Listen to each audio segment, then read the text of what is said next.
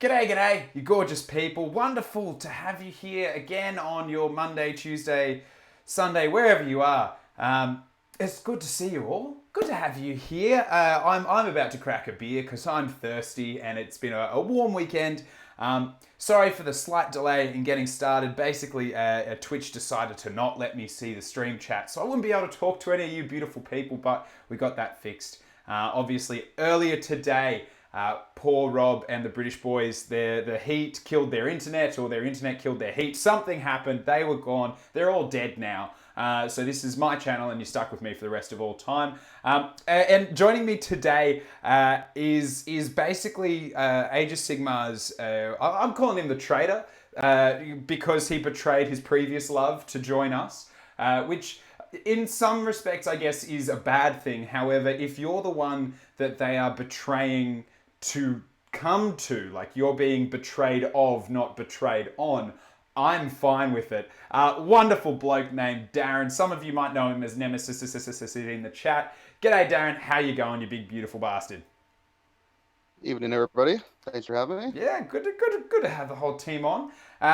So we're there's there's a lot of stuff talking about Slaanesh. Slaanesh is stoked at the moment for all the stuff that's happened. Darren, I'm actually about to crack a beer, and funnily enough, it's a beer that you gave me.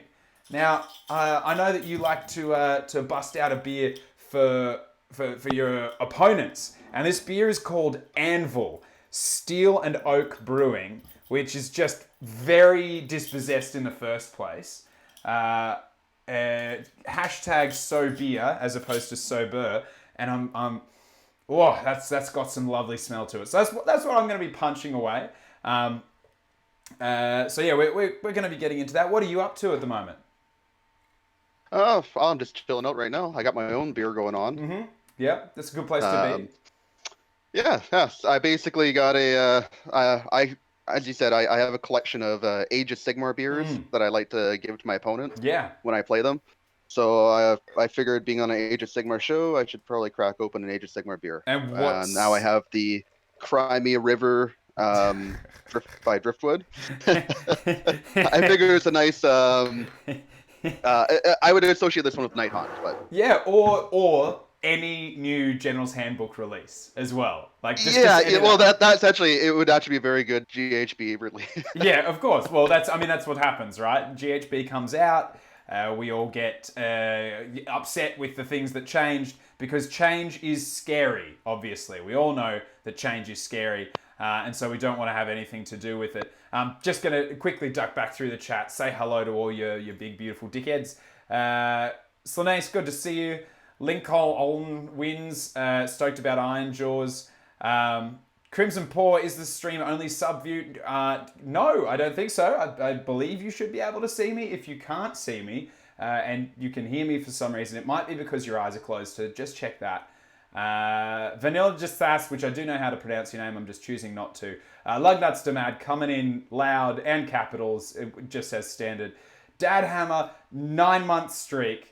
9 month streak. So we've had our hobby baby now. Obviously, it's been 9 months. Hobby baby's born, but you're a legit little boy, Orion, born in 2 months. Wonderful name as well. I hope we do see the return of the King of the Woods. But yeah, it's a good one. Lugnuts is saying fungus beer would be the way to go. Have you found a fungus beer at any point in your travels, Darren? Not quite yet. I've been looking for one.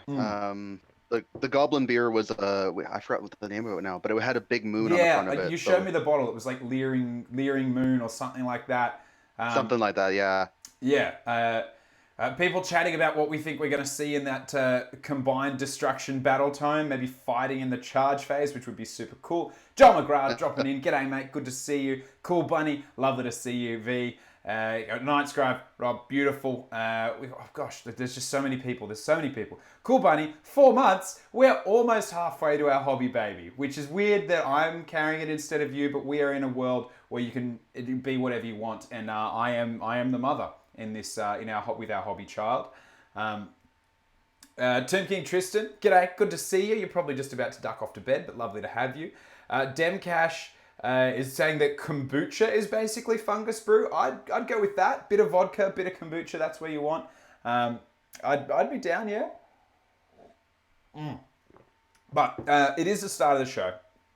And we do have to start every show with the same thing, which I'm sure that many of you are aware of what is about to happen, what we're about to be doing.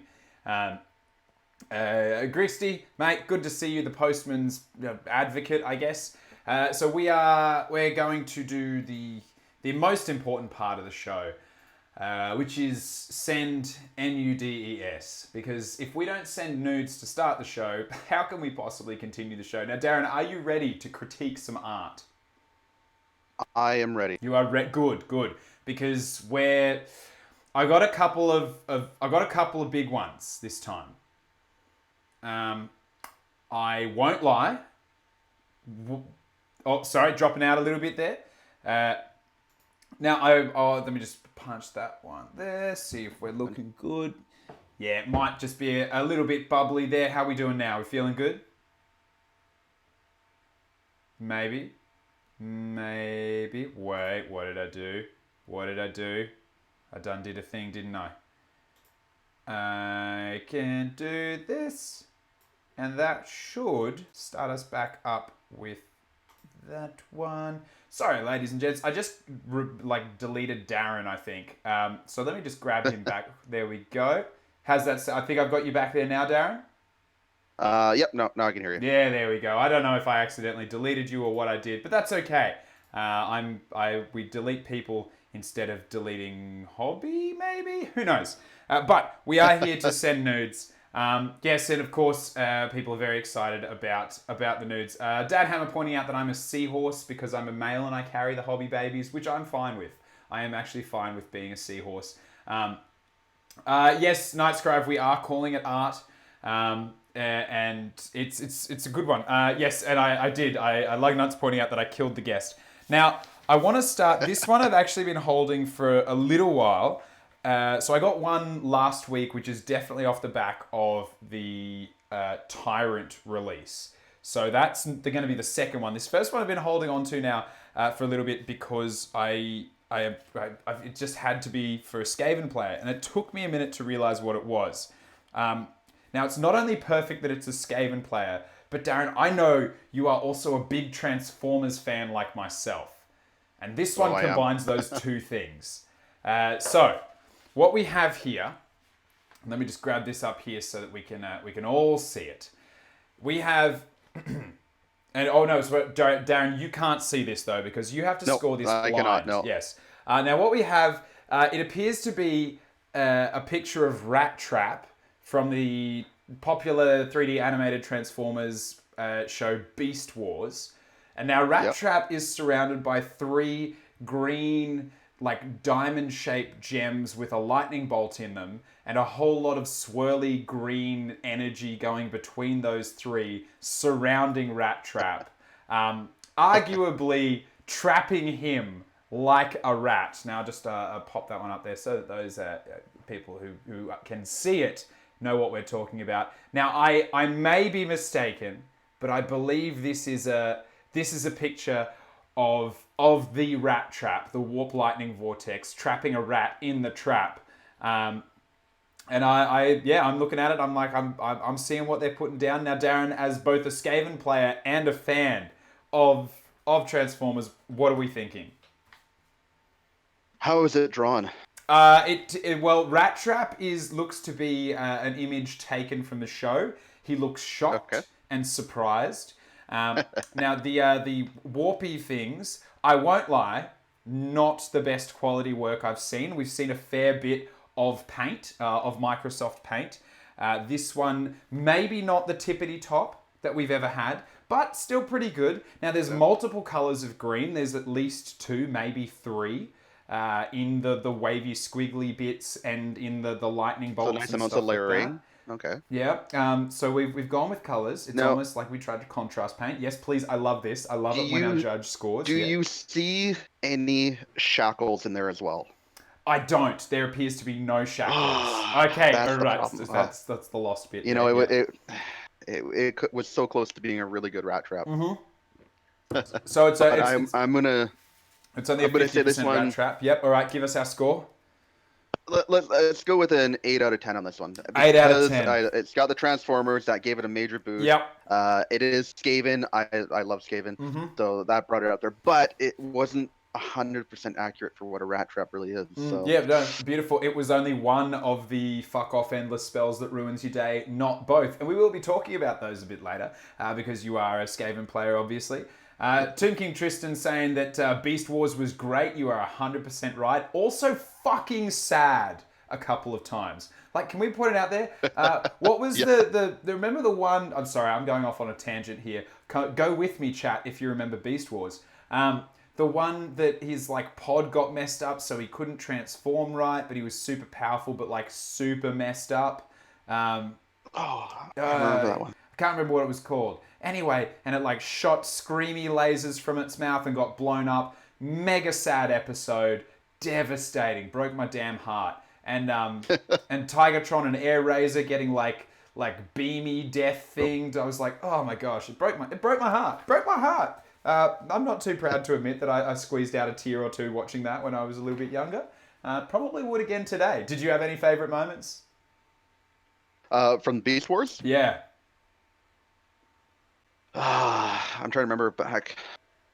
It's been like I remember watching them originally on TV, so Yeah. it's like I haven't actually seen them since then. Yeah, I remember loving the hell out of them. But yeah, I could totally rewatch it too. I haven't seen it for ages, so I can't even think of any particular episodes that come to mind. Gnomesbane pointing out that so many 90s shows like that were like mega dark for a kid's show. And I actually, yeah, I remember sometimes like you'd watch it and it'd be a funny episode and you're like, that's great. And then I remember watching them week to week, right? So one week you watch it, you walk out being like, yeah, super cool, blah, blah, blah. But when they went with like an intense dark episode, I'd walk out and be like, I am feeling things that I should not be feeling as a child. And it's not like it's not like you binge watch now like you can, right? Like I don't just go on to the next episode that makes me feel happy. It's like a whole week before I feel joy again. And if I do, like sometimes it's just a double down on the pain. Like when Dinobot fucking died, my God, no, not okay. He was the biggest badass, and yes, he went down swinging, but yeah, Lugnut's the Mad like the Raptor guy, which was Dinobot. That was he was rad, but spoilers, he doesn't quite make it. John McGrath was calling it Ratception, which I like it, rat inside of a trap. Nightscribe saying that particular image belongs in a museum, but it's likely too high a concept for most people, and I agree. Normies will never get it. But does agree with you, Darren, that without the shackles, it's not a correct rat trap. But yeah, Tomb King Tristan remembering when Rhinox went bad. That was kind of cool. I dug that.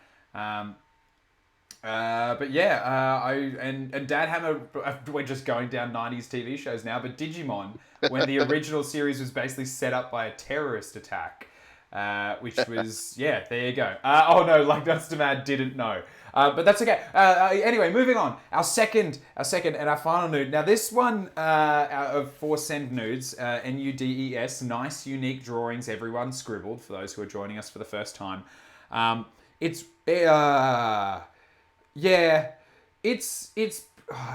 very confronting, is what I will say to start off with. I didn't rightly know what I was looking at when I first saw it, and I'm not going to tell anyone. I'm just going to put it up there and I'll describe it and see if anyone in the chat thinks they see what I see or whether I'm being ridiculous. Because this... yes, it's definitely... So it's based off the Tyrant image, I believe, that came out. And I don't know what to think. It stares into my soul every time I look at it, so I'm going to stop looking at it. I'm going to let everyone else. It's on a strong red, magenta background. And its title is The More Hungers. The More Hungers. The More known to be like the deity that ogres worship, because it's like hungry and it wants to eat. And so I'm just going to pop that there. Now, it appears to be built, the central image appears to be a small pink and brown round Moor-shaped circle surrounded by 2 other fleshy coloured circles. and then what appear to be legs coming down from those fleshy circles with feet, and then hands holding the fleshy circle. It's a bum hole. It's a bum hole. Basically, it's an ogre bending over, spreading its cheeks, showing us its bum hole, entitled "The More Hungers." Yeah, there's hands on the butt cheeks by the looks of things, just weird blocky black hands holding it. It's wearing shoes, not wearing any other clothes that we can see. There's nothing else of the ogre visible. So it is our first nudes. Yes. The chat lighting up. Demcast thinks it's funny. Gnome's Bane saying, oh no. A lot of people enjoying it. Nightscribe saying it's too high concept. Lugnuts retracts his statement about it potentially being orcs. Cool Bunny saying that yes, it does indeed look like a bum hole. Joel McGrath saying it's the best he's ever seen. LOV joining us just in time to see it. Demcast loves it. Look, I'm not going to lie. I have looked at this way too much. It's staring into my soul. AoS coach asking if he accidentally logged into YouPorn. It's I said that I wasn't going to do the gratuitous ones, but this one was it kind of like I was like I like the combo of the more hungers. I don't know what's hungering. Like I don't think ogres eat with their bum holes. It sounds like it should be titled as The Bad Moon. The Bad Moon. It's almost broken into two moons looking at this here. Lugnut's going the opposite direction and getting himself banned from the chat for suggesting that it's a mirror for stunty Dwarden. LOV pointing out that the ogre is wearing shoes and gloves. He isn't nude. He's wearing shoes and gloves, which I like the attention to detail. Thank you. Gnome's been saying today you learnt out that ogres are asexual. Yeah. I mean, I don't know. It could be a female ogre. We don't know. Could be anything. Anyway, I would like to stop looking at this. Chat, I hope you're okay with that. I don't. Joel McGrath wants it front and center on the wall, so every Monday we're forced to look at it. Yeah, we'll see. The Vanilla just has pointing out that the ogre clearly does squats because the cheeks are perfectly round. Yes, they do look it. Thank you, Lugnuts, letting me put the picture down. An AOS coach pointing out that this channel already has Jet's butthole quite enough. We don't need that. So look, we're gonna get to our score. Nightscribe, it will not be the new logo. Darren, the bumhole more hungering. What do you give it? Just a couple questions here. Yeah. Is it hand drawn or is it computer? It's like done. Paint? It's done in Paint by the looks of things. Now, okay. Not that I want to go into detail, but I will just for your scoring. It's just study it a little bit harder for me, please. There's no clothing whatsoever on the bum or legs. However, there does seem to be a decent amount of detail given to the sphincter itself. It is a pink circle with a brown dot in the middle of it. And then there appear to be a number of like light pink or purple, like squiggly lines from the brown dot to the going through the pink sphincter. So it's obviously like they've drawn a very graphic sphincter. They've really not given a lot of attention to detail to the rest. However, that bit in the middle is very. Sounds like whoever drew this put a lot of effort into it and tried to go for pure realism. And I think just on that basis, I'm going to give it an 8 out of 10. It's still paint. I would prefer to hand drawn, but paint's good enough if it's done well. So 8 out of 10. 8 out of 10 loses 2 points for not being hand drawn. Which is fair. Sorry, I had who drew this. I don't know where it is. You know what? I don't want to. Cool Bunny pointing out that if the photo gets a 10 out of 10, everyone's going to be submitting butt drawings in the future. I'm done looking at it. I'm done. There you go, chat. That's your last 8 out of 10. I'm finished with that. Is that going on your wall too? I don't want it to. But I feel like I'll probably get in trouble if it doesn't. Demcast saying that listening to me describe it awkwardly was possibly his favourite part, which is good. Ricky, good to see you in the chat there. And in the future, if you don't let that give anyone any ideas. Demcast saying it doesn't deserve a 10 out of 10. Thank you for that. No one gets any ideas out of that. That was cool. So that was Cool Bunny suggesting that I should put it on my bedroom wall. Not going to happen. I'm afraid that's not necessary. But that was send nudes for another one. Oh god, Demcast saying that it's not a 10 out of 10, it's an 11 out of 10. No, moving on. Thank you, Lugnuts to Mad. Do you want us to move on? Darren, do you feel like moving on? We can move on. We can, but thank you. Show. LLV suggesting that we put some of the Nurgle fragrance on the image to give it smell-o-vision. I believe, I can't think it was called Secretious Magnifique or Secretions Magnifique or something like that. I got a drop of that on my finger and it stank for like the rest of the night last show. If you don't know what I'm talking about, go back and watch the end of last week's show. Bathroom wall, Gnomesbane suggesting.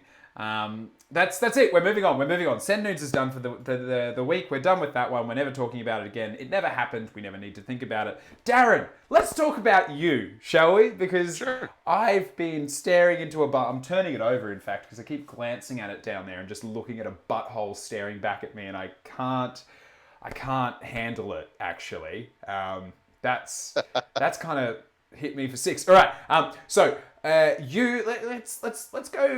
Let's talk about right back. So you didn't start with Age of Sigmar, which is why I'm joking around about you being a betrayer and a hobby trader and all of those kind of things. You're big across a lot of different hobbies, but your major one prior to Age of Sigmar, fair to say, would have been War Machine, correct? Yeah, I think so. I basically, like, if you want to go way back, the very first game I played was Warhammer Fantasy. Yeah. I was walking through the shopping mall and passing by the Games Workshop and seeing a Wood Elf Forest Dragon in the window there, and I was hooked instantly. I wanted to know what that was and how I could get that. Yeah. I remember doing a very similar thing. Like, I'd read the Hobbit books and the Lord of the Rings, and I remember doing a similar thing, walking through and seeing, it was like it was Warhammer 40k that I initially got into, and then I kind of lent into fantasy because I started loving that more. But I looked at it, I loved it. I remember getting the Bretonia versus Lizardmen starter set and just being like, this is the That's what fucking bomb. Loved it. In fact, I think I saw someone post on Twitter today those original Lizardmen Saurus Warriors. Nice. And yeah, I think I've still got the skink. I remember doing like a base painting lesson at like a Games Workshop when I was a child. I think I've still got the skink that I painted. Like I wasn't that young a child. I don't want to talk about how old I am, but I remember that was the first model I ever painted. So yeah, I was a big fan. So you started with Warhammer Fantasy. I started with Warhammer Fantasy, and I played that basically through high school. Mm-hmm. You know, then I turned 19 and can drink, so I took a break from it for a year or two at least. I still always had my games in the background, right? And then you know, I met Veronica, and we both got into a bunch of gaming together. And I came across this game called War Machine. And as I hear, a few other people have as well. Seems to be quite a popular game out there.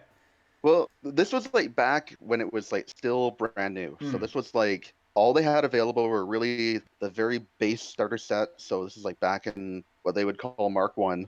And I ended up going into a store there, and I finally like convinced myself to buy one, and I loved the game. The game was actually really well done. Then I started playing it, and I wanted to share the game with a lot of people, so I started actually organizing events and having leagues happen at stores, and started running small tournaments from there. So you And were then you were effectively a patient zero, right? Like you infected other people. I spread it to a lot of people. You generously and lovingly spread it. Sorry, I just wanted to quickly dug back into the chat. Cool Bunny suggesting that it's like the Mona Lisa. Like Night Scribe saying that it's like it's a painting. You know, the butthole follows you wherever you go. I'd love if we could move on from the butthole. That would be great. Lugnuts to Mad says you have the same story as him, and Dad Hammer saying that he owns that forest dragon. It is super cool. I remember the old school fantasy dragons. They were really serpentine. Just they were the fucking best. I loved them. So yeah, they're mega awesome.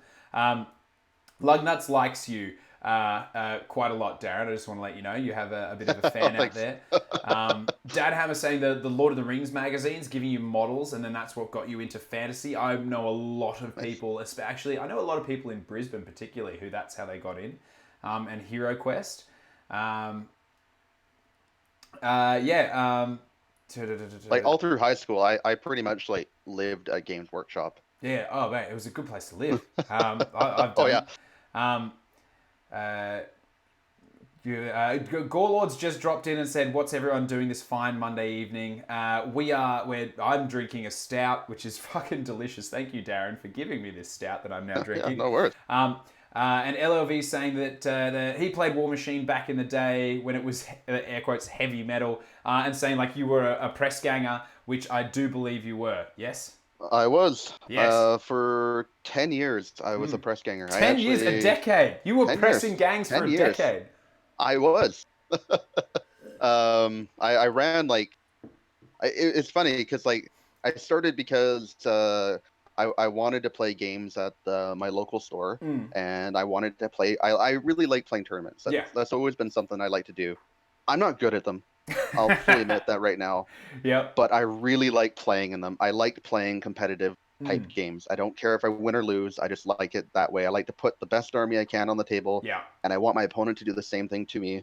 And I want to see who can be the better strategist, Yeah, right? it's a bit like I know that everyone has differing views of it, but I love. I grew up with a family like that's from like the bush, and so and my granddad taught me how to like pick horses for horse racing, right? And so I love going to the races, not because I like getting dressed up. I couldn't give a flying fuck about fashions on the field. However, I love the races, but I've tried to go and not bet, and I just don't care as much, if that makes sense. Where if I go and I actually put a little bit of money on the horses, totally different story. I could put $1. Like, so what I used to do back in Australia, right, is I would at the start of the month I'd put $20 into. We have these betting machines at a lot of pubs, so I put $20 into a betting machine, and then whenever I was on my lunch break, I'd grab like a chicken palm or something like that, and I'd sit there and I'd put a bunch of $1 bets on horses. And if I lost all that $20, that was the end of it. And they were $1 bets. They weren't worth squat. But at the end of the month, I'd take whatever money I had back out, put 20 back in at the start of the next month, and that was it. And for me, It was having something on the line, which I think is the same as what you're saying, right? Like you love tournament play, but you needed something on the line to make it kind of not worthwhile, but it gives you something to lose, right? Whether it's pride or whether it's rank or whatever the hell it is. I like playing like casual games too, and I like playing narrative ones. I just like the idea though that my opponent is going to try as hard as I am. I don't have to feel bad if I brought a list that is like, overpowered or whatever, because I'm expecting my opponent to do the exact same thing. Yeah. And that was one of the things about War Machine, is that every list is overpowered. That's just what the game is about. Yeah, right? I've heard. I've actually met a number of Age of Sigmar players who transitioned from War Machine, and they all say a very similar thing. Like the competitive aspect of War Machine is it's like Dark Souls. It's just like get good, and if you're not good, you need to get good. They basically had this whole thing in all the rule books called Page 5, and it was exactly what you just said. Like, you either play hard or you don't play at all. Yeah. It's what they were promoting, right? And you know They what? took that out eventually because I think it was it's not a little. yeah, it's a little intense. If you get to page 5 in a book and it's like, yo, you're gonna get fucked up a lot, you'd be like, not for 12-year-old Timmy. He doesn't play well with others. But yeah.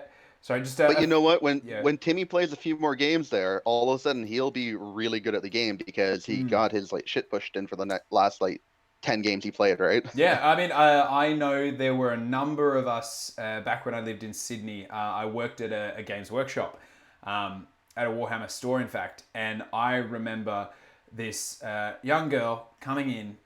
Oh, I think her name was Sasha. I can't remember what her name was. She came in and she started out with the start collecting like Death Rattle Skeleton Horde thing. Then Legions of Nagash came out, and she wrecked everyone. Um, and so it's like she beat me in a 1,000 point game, and I wasn't pulling punches. Like I helped her out with a couple of rules that she'd forgotten, but she wrecked me hard and fast. So there, I will put it like being good and being competitive knows no age, no gender, no limit. And she had only been playing for probably a couple of months at that point, where it was like she was like, "Hey, so you need this to capture that objective," and I was like, "Yeah." And she was like, "So if I charge you, you can't retreat, so you can't win the game, right?" And I was like, yes, but I thought we were just having fun." And she was like, she just looked at me in the eyes and said, "Winning is fun." And I was like, well, fair, fair. You got me on that one. So yes, so I lost to a 12-year-old girl. I would also like to put it out there that a number of other people have as well. So for what it's worth, she is a gun and terrifies me if she continues playing into competitive Age of Sigmar, because I think she will fuck up a lot of people because she's got it on us early. A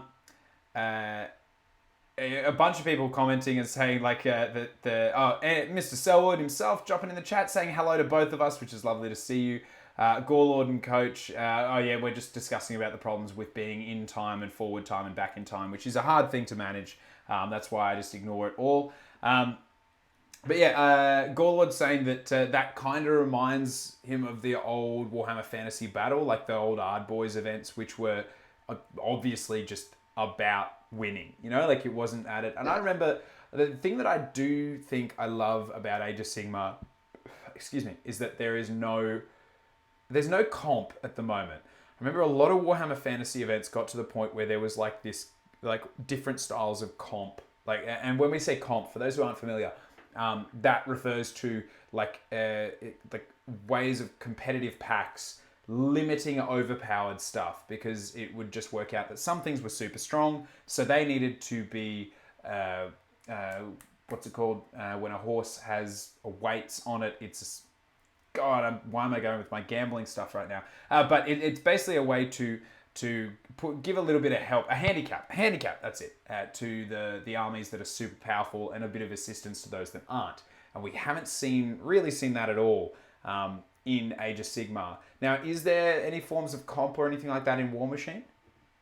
No, there isn't. No. The whole game is actually they designed it around a tournament system, Right. right? Yep. So like the company itself actually produces a tournament package every single year, and they try to balance it out, and they try to make it so that if there's any army that seems to be overwhelmingly dominating the meta at the time, they'll try to fix it with not just an errata, but with like actually changing the scenarios to make it harder or easier or whatever. And that was one thing I actually really did like about it, because they did have a standardized tournament package, so that I would always, you take this to like they call it like Masters format or Champions or whatever they're calling it nowadays. But you would get this package and you could look it up, and those are the rules that you're going to follow. Yep. These are the possible scenarios, and everybody plays like essentially the same. There's rules for deployment of terrain. Every piece of terrain has its own type of special rules as well, which is kind of cool. So yeah, that's one thing I always found. Like, I do like the terrain rules. I just don't like it being different for every piece every time you have to roll for it. That's the only thing I have an issue with Age of Sigmar. Yeah, I would actually agree. I think for ages I've been trying to put my finger on the button of what I didn't particularly like competitively. Now, when I say this, I'm only talking competitively. I'm not talking about narrative or friendly or anything like that. But competitively, I remember so many tournaments where we'd roll up all of the terrain, and there'd be one mystical piece of terrain, and then or one arcane piece of terrain, or whatever it was, and effectively the roll off for who got to deploy first was basically not about deployment. It was about who got that. You know, like anyway. Yeah, yeah. And so I actually love the variety in the terrain. But what I would actually like to see is, and potentially would be tournaments that roll that at the start of the round, it's like roll a terrain feature but one, and it applies to all of the terrain on the board. Because like, say you're playing in Yeah. Shaiish, it's like, and it would be very easy to be like, all terrain is sinister, and all of a sudden it's like, okay, it's not massive, but just about across the board, everyone's going to be at -1 bravery. Or all terrain is mystical, so there's 6 up saves. Or all terrain is arcane, which means spellcasters are just going fucking wild, as opposed to being like, there's one piece of arcane terrain in a deployment zone, and whoever wins is just going to be like, Nagash sits on an arcane terrain piece and is just like, try to stop me, eat a sack of bony dicks. Well, what I'd even like to see is like if you pick a terrain type, like say a forest, right?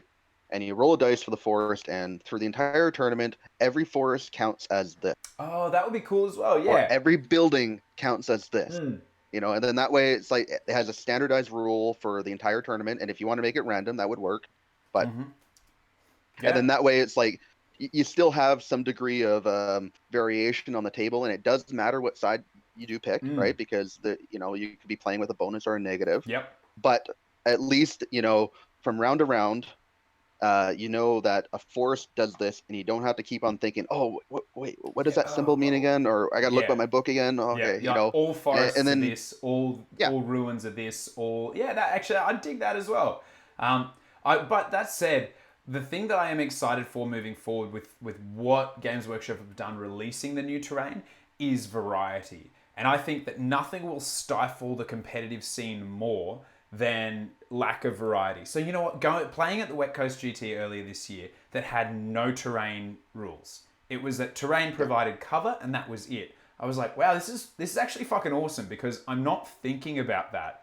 I'm just focusing on my positioning and the gameplay itself, and terrain is nothing but an armor save effectively, or slowing me down to go up and over it and whatnot. And I actually really love that. But at the same time, I do dig the variety of terrain on tables, but I think now it's definitely getting to the point where not all terrain is created equal, which means that not all deployment zones are created equal. And if anything else, the start of the game, deployment zones should 100% be fair. You should, because if it's a tournament environment, and only if you're touting a really, really competitive environment, both players should have equal opportunity coming out of the gates turn one, not based on a roll of a dice. Because, like I said, there are a couple of really powerful spellcasters like Arkan, Nagash, stuff like that, who, if they get on an arcane terrain piece, basically flip you the bird and tell you to go suck a lemon. So going back in the chat a little while, Dad Hammer saying AoS comps itself because players hate being attached to a stigma, which I would 100% agree with. I think there are a lot of people who've dropped off playing armies like Flesh Eater Courts because they did one thing, but also Flesh Eater Courts largely won off the back of one particular style of play. And once people are aware of that, people take armies to beat it, so then we're not seeing them as consistently at the top tables. Rito Santi, subscribed for 7 months. We're 2 months off having our hobby child. I'm feeling it. It's swelling. It might be twins. Who knows? Which is huge. Gorelord has been subscribed for 16 months, though, so we're coming up on baby number 2, and my hobby birth canal is getting pretty ready. Get for number 2 of our hobby babies, which I'm excited. AoS coach, not excited to go back to a comp system. I agree. I would hate to go back there. Jesus, yeah, I'm so sorry, chat. I lost you for a little while there. But yeah, I do like. I think AOS coach saying that liking the terrain rules and would be sad to see them leave. I actually agree. I like terrain having rules. I just don't want there to be situations in tournaments where people almost have a huge advantage because they won the role for deployment. Because that very much, and I think I saw someone saying it in the chat, I'm sorry, I don't remember who it was, that feels very much like, I remember playing Warhammer Fantasy, and a lot of the time, you lost at deployment. And that still happens in Age of Sigmar. I've deployed bad and lost a game, and I'm like, I fucked this up in the first 30 seconds of this game. However, in Warhammer Fantasy, it was very, very chronic. But another thing that I actually loved about Warhammer Fantasy that I would like to see back is that you didn't know what effect a terrain piece had until a unit entered it.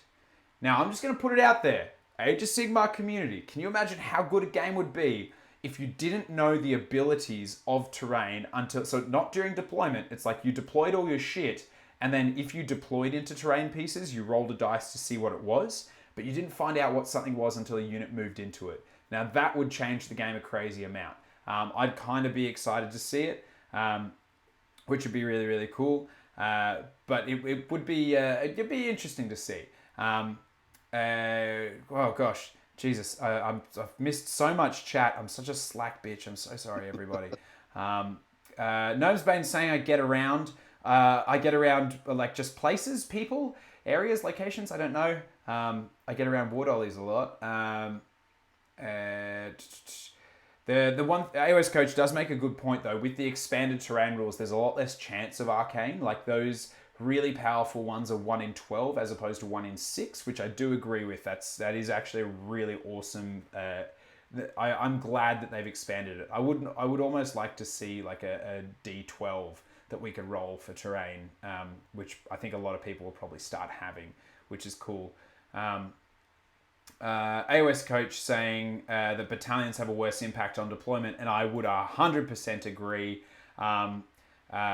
I think that the battalions being able to one drop, I think battalions give you enough advantages for their points already. Command point is worth 50 points. A fucking artifact most of the time is worth more than 50 points. So someone then getting the abilities for whatever it's worth, like Darren, command battalions. Talk to me. How do you feel about battalions? Do you run any? When I can, I try to. Mm-hmm. I do like them. Mm-hmm. I do think they're good. I do not like the mega battalions though. No, but for some armies like Sylvaneth and stuff, being able to be like, sweet, I have a 1 drop. Unless you also have a 1 drop, I get to choose. Yeah, but Sylvaneth can't do that anymore, can they? No, I have a feeling with the new. Oh, I have a feeling with the new book they can still. Correct me if I'm wrong, chat. But it's not anywhere near like what it was, where they were super good. Yeah. See. Yeah. I don't like the auto just the 1 drop instant. You know, whatever you can. You know what I'm trying to say. Yeah. We But did this and now we're there. Yeah. I'm but the same. I like I do like the battalions. Like I know I was just working on, I don't have one in my list I'm working on currently, or even my Skaven one because I wasn't able to fit one in there. Well, actually no, I did have one in my Skaven one. But you know, being able to get the extra artifact and having a slightly lower drop count, and you know, I think they need to have almost a little bit more of a punishment for taking it than is available right now. I don't necessarily mean point wise, but maybe say, okay, you know, like more taxes, I would think. Yeah, or the fact that they get an artifact and a command point, I think is a bit much. What I would actually like to see would be that battalions stay the way they are, all the points stay the same. However, you still get your command, but you still get your command point for them, but you don't get your artifact. And you know that 50 point thing you can pay for? That's for an artifact or a command point, one or the other. I think that way, for me, it's like, okay, well, no one's starting the game with like 6 command points anymore.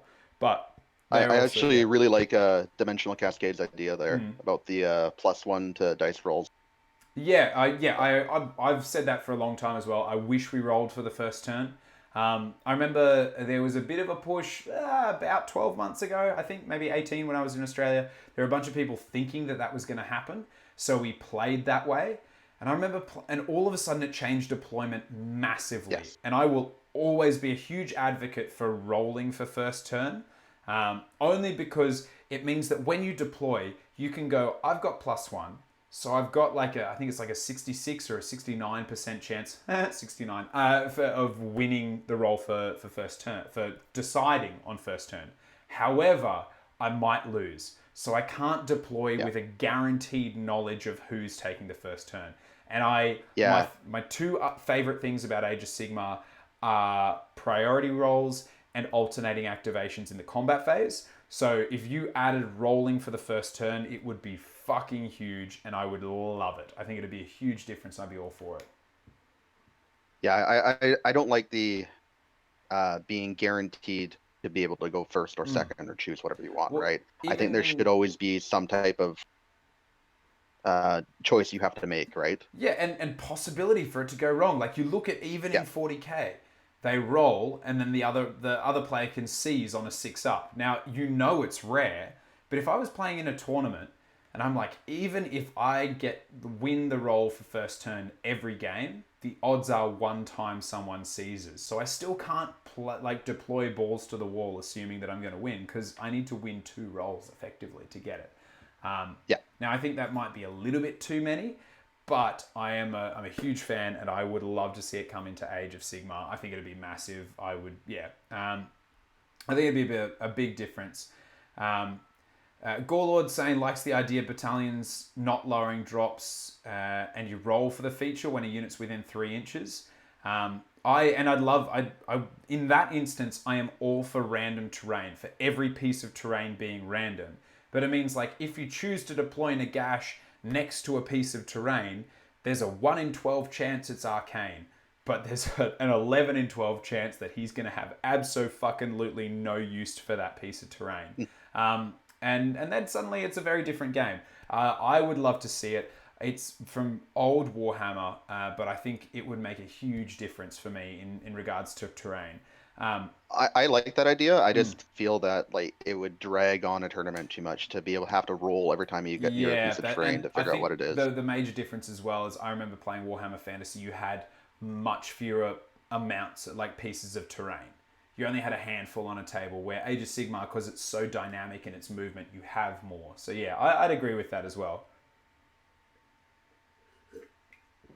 Oh, that beer goes down so well. That is the most delicious stout ever. It's like chocolatey and smoky and delicious. Fuck me. I just want to love it. All right, so we got that's a massive sidetrack from where we started there. But we love a good sidetrack. This isn't the show that pays particular attention to important shit. This is the show we have a bit more fun. So you started in War Machine. Yes. You started with Warhammer Fantasy, then made your way to War Machine. Yes, and I played War Machine for 10 years. Mm-hmm. I played in one tournament, and then the next tournament I went to go enter was at a convention that used to be out in Victoria on Vancouver Island there, called GotaCon. Yep. And I was supposed to play in that event, and it turned out there was an odd number of players, and I could see the TO at the time was kind of, trying to figure out, he didn't really want to give anybody a bye, but he felt bad, because people are traveling to the island and stuff. So at that point, I told him, you know what, how about I just drop out and I'm going to help you run this. And because I'm a press ganger now, that I can actually claim this as one of my events and I can get points for it, which is a nice perk that we had as press gangers. I think gave me a whole bunch of Privateer Press were and very, very smart. I don't just mean it from a business point of view. I mean it from like a social point of view as well. There are a lot of passionate people out there who love their hobby, who want to give it to other people. They were real clever in finding ways to do that. They did a very good job of getting people who were really enjoying the game and wanting to share it with others, and then rewarding them for doing such a thing. It was like an endless cycle of like, well, I just got something really cool for helping this person out now, and I enjoyed doing that as well. Yeah. So let's do more of that, right? And keep on going with that over and over and over again. And that's basically how I got to never play any games after that. Well, that's because you were too. Like I said, you were patient zero. You were just too busy spreading that delicious disease. You were definitely a Nurgle player. Tomb King Tristan, jumping off, going to sleep. Sleep well, you beautiful, beautiful prince. Dream of sand in your underpants. I think would be an appropriate way to say goodbye. So have a lovely evening. But yeah, I definitely, I can see, I imagine, like I've met you, we've hung out a lot. I imagine that I would easily be convinced by you to play whatever you were telling me to play because you are just like such an engaging, supportive human being. I think it's a shame that Games Workshop doesn't really have a similar system. They've got like the Warhammer like Champions thing, or I think Champions, whatever it's called, where it's like they recognize the people who do amazing work, and that's great. I wish they then threw a little more support those people's way, because that would be just fucking awesome to see.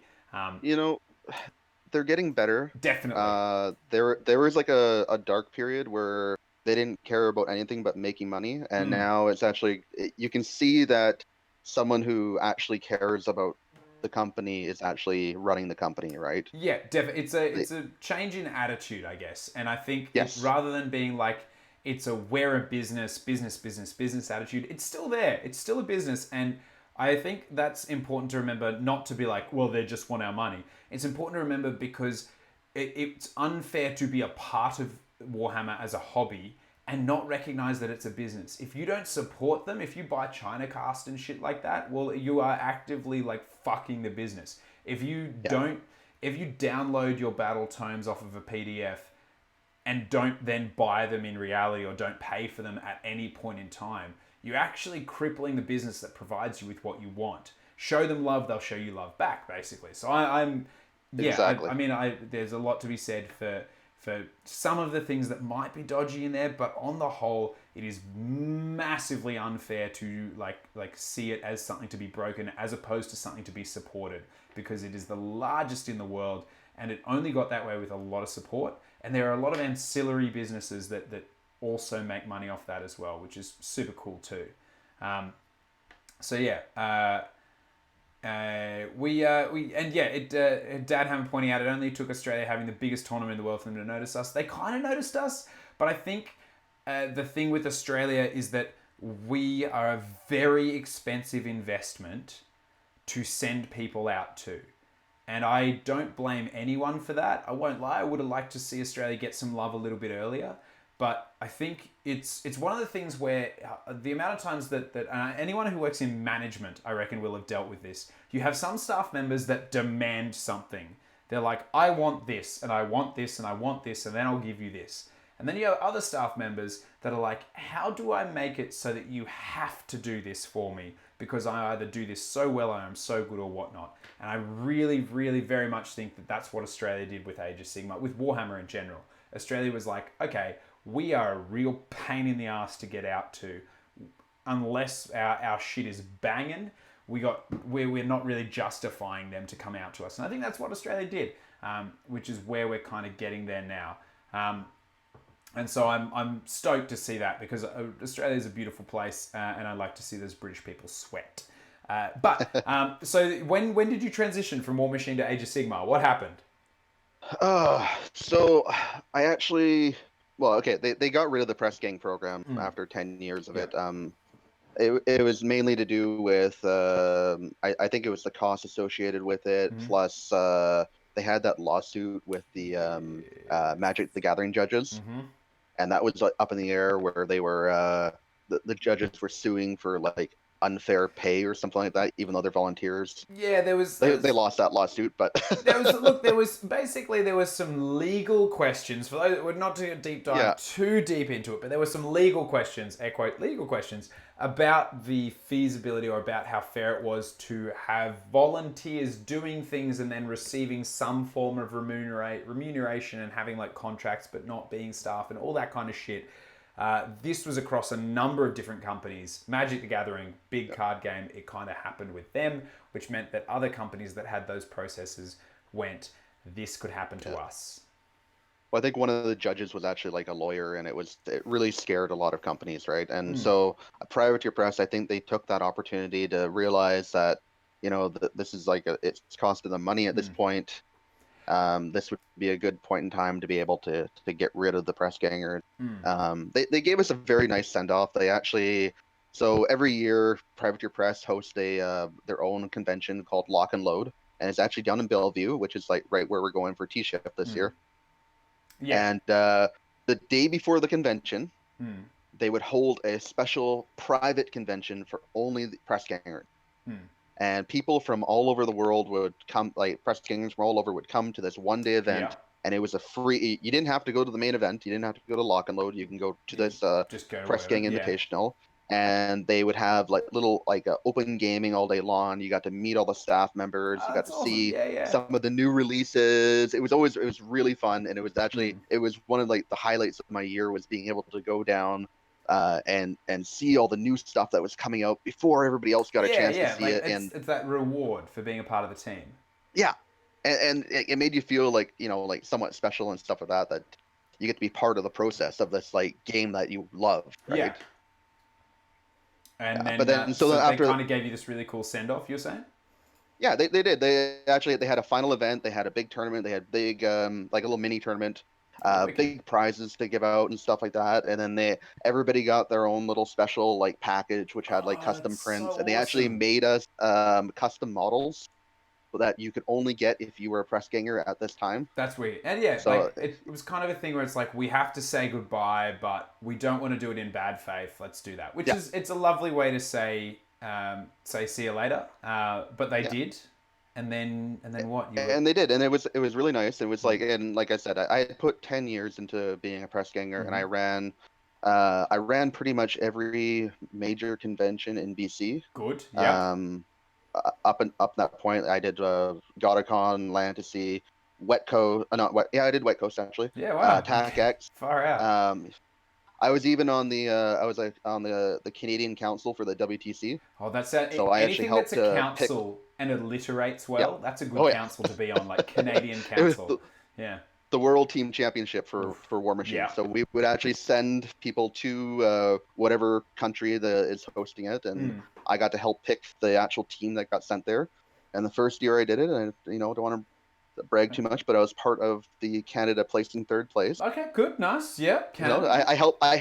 I helped pick like the team captains, which picked their own team. That's Not that I basic. actually played any of that, No, but no, but no, hey, you were the brain. You were the brain. Someone else was the hand. Oh, sorry. Just noticed. Hey, whoa, 13 months. First hobby baby out. Second hobby baby on the way.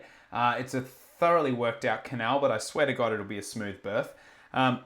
And Groovy, 12 months, which would be a year, but we don't celebrate years on this show. We celebrate 9-month periods because that's when a hobby baby is born. And our hobby baby has clearly, the first one's out. It's growing well. It's probably starting to walk. I don't know. I don't fucking know anything about kids. But our second one is firmly on the way. Nice Grove saying that you were the mastermind. Cool Bunny agreeing that you were the mastermind behind that third place. So then, sure. so then the press ganger the press ganger Yeah. thing ended. And So that ended, what happened? and I tried to run another event, and the convention actually got canceled. I Oh actually wow, was okay. able to get enough people out there to Mm-hmm. actually qualify for a master's quality event, Mm-hmm. and this is just after the press gang program, so I was a little bit at a loss because I didn't have the support I had Yeah. after press previously. They still gave a bit, but not the same amount, right? No, yeah. The program And was gone, so it can't be the same yeah, thing. exactly, right? They would actually assign you a judge to Mm. work for your event and stuff like that, and I love that aspect of it. Mm.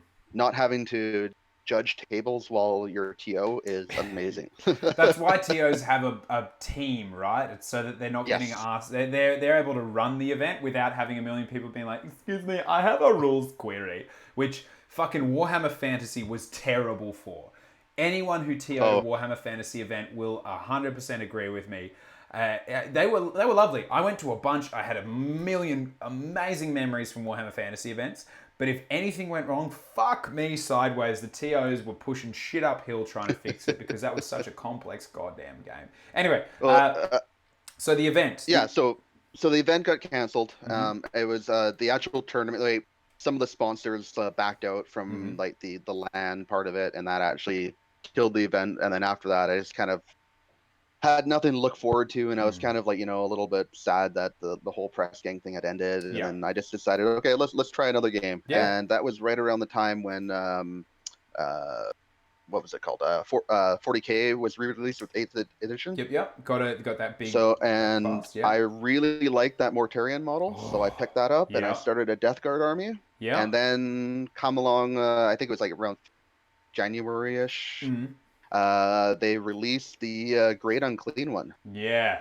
and I was like, oh my god, that's Oh, amazing. damn. I need that. Yeah, So I right? grabbed that, You were like, I would like that and thing, that gigantic fleshy sack yeah, of love. and that would fit perfectly with my Death Guard too, which is amazing, right? And then I was like, oh, maybe I should get some demons to go along with that too. So I grabbed the gets collecting Yeah, yeah, Nurgle set, right? The demon yeah. one.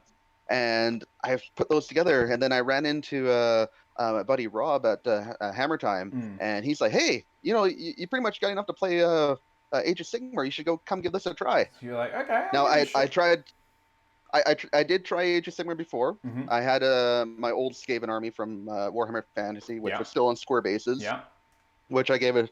I tried a game. I actually played against Andy the first time, And and how did that he go? utterly destroyed me in turn one. Yeah, yep. I didn't know what I was doing, to be fair, and Yeah. like he got like a really good roll with that Hurricanum. The Anyway, Hurricanums are so real swingy. Good roll with them, they it, will wreck you. Yeah. he just destroyed my Scream Bell in the first go, and then Yeah. In which yeah, case you're like, and this is back before Skaven had their battle times. So they were a bit on struggle it street. was.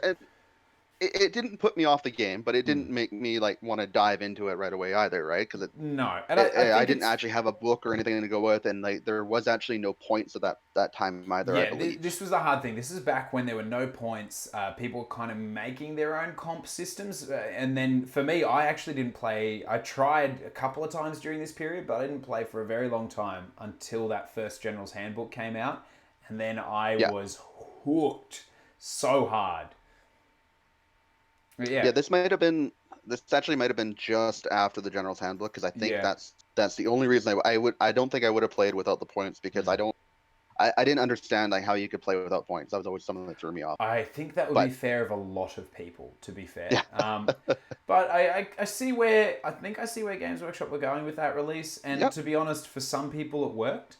I just think that for a lot of people in War Dollies it didn't. And then when the I think the General's Handbook was the Renaissance or the Warhammer-sance, and that brought us yeah. back.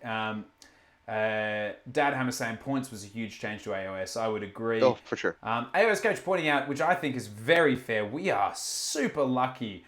AoS Coach saying that Age of Sigmar tournament organisers are pretty lucky. I think, sure, I'd agree with that, but I think that we, Age of Sigmar players, are super fucking lucky with the quality of TOs that we have.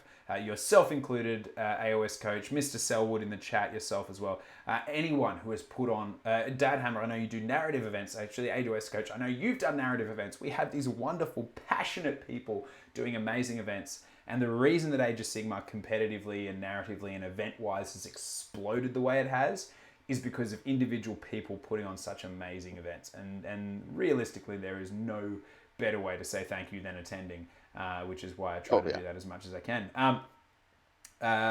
Cool Bunny commenting that apparently Andy, who wrecked you, crushed her Slanesh yesterday, which is, that's it. Hey, whoa, is saying that on that note, you just came back from Midwest Meltdown, and Domas is the darling of Midwest AoS TOs. In fact, you know what? Let's have a cheeky little look, shall we, at those results. We may as well have a cheeky peek at the results from the Midwest Meltdown, because why the fuck not? While we're here, let's have a chat. Let's have a look at it. Now, just for those who haven't seen the results yet, in the chat, now, Darren, I sent you this so that we could have a chat about it. But in the chat, who do you think won? Like, what allegiance do you think won? Hey, Woe dropping in the chat. Would anyone like to guess what kind of Slanesh won? Which probably does give it away a little bit, and fair enough as well. It was fucking Slanesh. Look at us being surprised. Everybody obviously is just flabbergasted at the moment, seeing Slanesh not only in first but fifth, and featuring 3 times in the top 20. Now, it was a 115 player event. Let me check this. Yeah, 115. 115 player event. Slanesh featuring 3 times in the top 20 is quite significant. And to be honest, Seraphon, Fireslayers, Deepkin, and Nurgle featuring in the top 20 is not surprising, but it is damn satisfying to see Ironjaws getting 2 in that top 20, one of which was third. We've got to give him a big round of applause for that. Which is, it was. I'm actually super disappointed that I didn't get to go to it. I would have been really excited. Next year, I think I will be in a financial place where I can go to the Midwest Meltdown, and I will 100% do that. Lugnut's obviously stoked that Iron Jaws got up there. No Gits, no Demcast. I'm really sorry. No Corn, Mr. Selwood. I am very sorry to announce that. I keep on seeing Iron Jaws like finishing up pretty high there. I think we're going to It's start... almost like they're not as surprising anymore, right? Yeah, it's like, you know how we had that McConaissance where Matthew McConaughey started making good movies? Maybe we have the Gorbadaissance where Gorbad... what's his name? Old mate, big stabby dude.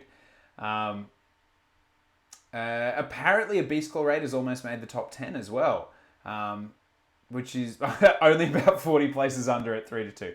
Fair. But yeah, I think that Gordrak, the Gordrakaissance is what we're maybe witnessing as Iron Jaws come back. But yes, so I think that's incredible. A lot of it's an interesting result in some of the other areas. Slanesh coming in first, not so much.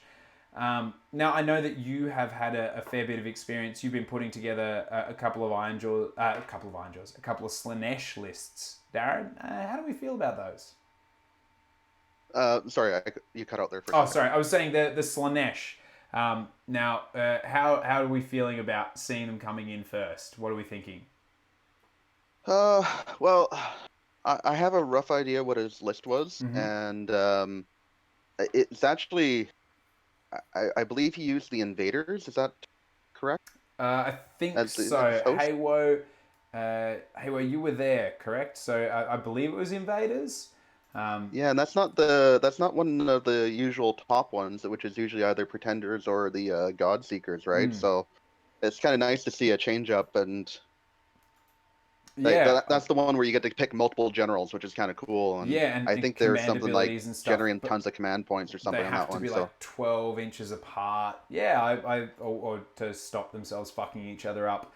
Yeah, but at the same time, I can't be disappointed with Slanesh doing well in the same way that as much as I loved like just ribbing shit on Flesh Eater Courts players, I can't deny them it because Flesh Eater Courts were the easy beats for so long that I'm like, well, you deserve it. In the same way that Skaven Tide, we didn't see Skaven outside of the fucking Goutfire Scorch do well for ages, and then Scryer did okay, but like, you know what? I like this change. I mean, you look at our top 20 list, and I would say a year ago, if we were looking at a 100-player event, our top 20s would have like 3 5s and then a couple of 1s, where looking at it now, that top 20 list is spread across, 3, 6... 9, 10 different armies made up the allegiances. Now, yes, those are probably the most competitive out of the box, but that means that our like competitive top is a lot more diverse than it used to be. And I don't have a problem with that. I really like it. I think it makes the games more interesting. I'm just disappointed that Dispossessed aren't there because they deserve to be, but we will find that eventually anyway. Now you're a Skaven player as well. Seen him coming in fourth. Yep. How do you feel about Skaven? Because a lot of the talk that I personally, fuck everyone else, that I personally have said is that Skaven have probably, next to Slanesh, the most competitive battle tome in Age of Sigmar at the moment. How do you feel about that? Okay, so they do have a very competitive battle tome, but I also see it takes a very skilled player to pilot them. Yep. You can't just take a net list and expect to win with it, because it requires like almost surgical precision with certain things. Like you have to target the right heroes. You have to screen correctly. You can't just like face plant in front of your opponent and expect to win a game, which is what a lot of the FEC lists were doing, right? So like I play Skaven and I don't do that great with it. So it's like it's not like an instant win, right? Like it's not... I also don't take like the generic, like everybody else takes type of list, but it's not, you don't get to like sit there and be like, this is what happens, I fucking crushed it, end story. It takes some skill to get them up there. So in the chat, Adam himself, who did in fact place fourth with Scaventide there. So congrats, because just as we're talking about now, it isn't an army that you just get to automatically win with, which I think is very important, and it's why I like seeing them up there as well. Now, Flesh Eater Court's obviously placed a couple of times in the top 20, but yeah, I agree. I think that it's not easy to put together a Skaven list. I still think that they have the edge on Slaanesh, but I don't think that they're necessarily like the be all end all unless you know exactly what you're doing. So to get them into the top 5, I think is a massive fucking effort. So huge congrats there, because they aren't an easy army to get up there. Heywo commenting that Slaanesh is also really hard to play. And I think depending on the Slaanesh list, yes. Because we're seeing them consistently do well, but the thing we're not seeing is Slaanesh consistently do well off of the back of poor play. Where I know that this might annoy some people, but when Legions and Agash were in their ascendancy, there was a number of people doing quite well with Legions and Agash without needing to be particularly skilled with them. And so I think that we're seeing at least maybe a change. And Daughters of Cain too. I don't want to shit on Daughters of Cain. They're not as independently overpowered as they used to be. But you could easily, like Daughters of Cain, we used to shit on a couple of Aussie players because we were like, you just run forward. That's it. And they still kind of do, but they didn't require as much thought as some of these other ones. Those Slaanesh just runs forward pretty well as well. Just maybe sometimes you need to think about how you run forward as opposed to just running forward. What I'm seeing, though, a lot of the time is like with these newer armies is that they have a glaring weakness to them, right? Like with Slaanesh, if you kill those heroes, it doesn't matter how many depravity points they make. They're not making anything else, right? Yeah, and that's the problem, though, is killing the heroes before they can spend the depravity points. Because if they've got a fucking big-ass Keeper of Secrets, you kill that, sure, but they've got that many depravity points, and they probably haven't killed all the other heroes in the same turn, so they can get a bunch of shit up. So it's tough, but if you can do it right, you hamstring them. Oh yeah, for sure. Like my first game I played against Veronica with her Slaanesh army.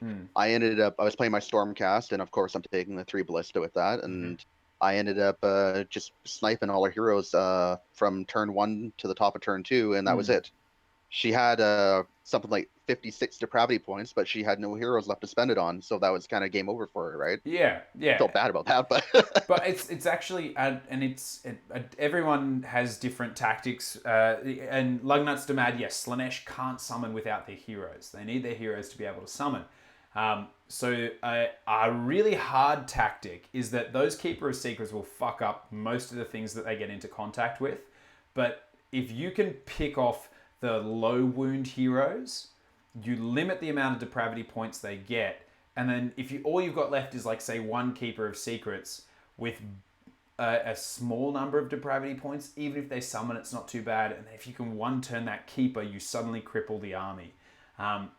But you need your opponent to let you be in that position as well. Heywo, the first time you ever played them on empty bases, yep, just for the rules, you were looking up every rule on my phone, and you butt blasted each teammate. There you go. Yeah, it's they are a very strong army, and they sit quite strong as well, which is why it takes a lot of work. But your tactic on it is probably quite fair. Spending points on anything but heroes and 1 battalion is a mistake. So it's like you want your min... Yeah, you're basically your min battle line and then to drop everything else and all the others, which is pretty much par the course for them so far. But you're Skaven. Like, what did you find yourself particularly disappointed with the change to the fucking, what's it called? The warp vortex thingy? No, there was a couple points adjustments which made me change up my list. No, I should probably... The list I was running was the double Death Frenzy list. Right. And I really, really liked the idea of sending a unit of Plague Monks into my opponent and just to die so that they can attack twice before they die. Yeah, fair. Which I thought was so much fun. Yep. And I know a lot of people would agree with you on that because I copped it a fuck ton of times. But yeah, so I did have the Warp Lightning Vortex in there. Mm-hmm. Um, it was nice being able to cast it 26 inches away, Mm-hmm. but I could easily like still be able to use that with the 13-inch distance now, right? Yeah, I think the thing is with the 13-inch, you actually have to work a little bit harder to make it. You can't just sit safely in the back corner and fling Yeah, shit and I'm forward. losing a hero is what it's going to come down to, Yeah, right? exactly. I'm not going to be able to keep it. There's going to be a little bit of sacrifice where you need to like.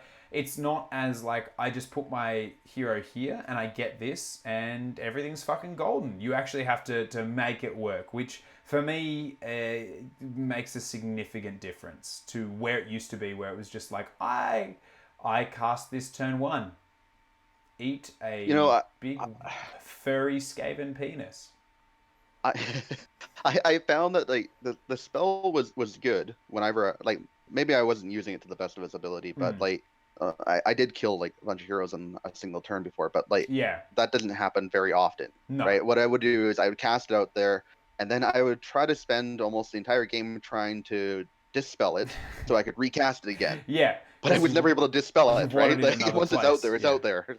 yeah. So it's like as long as you can avoid it, you're kind of safe, right? Yeah, and it does it's not equal against all armies, but yeah. Adam commenting that Vortex now just needs Skitter Leap in the list to get it out, which I agree Oh yeah. is 100% yes. But the fact that you're now relying on getting off Skitter Leap and then getting off Vortex, but now to cast Vortex you are almost 100% in range of a Dispel. That was the big thing, was that you could almost safely backboard your caster and get Vortex into a danger zone without being in range of a dispel, without putting something at risk. It's yeah, and Hayway pointing out exactly what I'm getting at. It's just another hoop that you've got to get through. Yeah. Drasmus pointing out that you yourself once caught a corn dragon in the rat trap. I did. That was his. Yeah. It was his dragon, which you then just like, cool, you can't move, you're corn, so you have no fuck offs dispels. Your dragon can stand here impotently and angry for the rest of the game. Pretty much. Yeah, that's 100% it. It's and yeah, Adam pointing out it is. People are still psychologically scarred by it. I'm still psychologically Oh yeah. scarred by it. If I know that you have it, I am worried about being on the receiving end of it. Even if the chances of it happening are minimal, I am terrified of it. It's great. It's awesome. It's one of those things that some armies they get the old nerf hammer come by them, but people are still scared of whatever the fuck it was, like Storm Fiends. Logically, I know they are not as scary as they used to be outside of Goutfire and a lot of things, but I will still be afraid of them. And a psychological threat in the game, it's like having something left in the sky. If I know that my opponent has a unit to teleport onto the battlefield at some point, no matter what the fuck it is always hanging there over my head like a bad fart that just won't go away.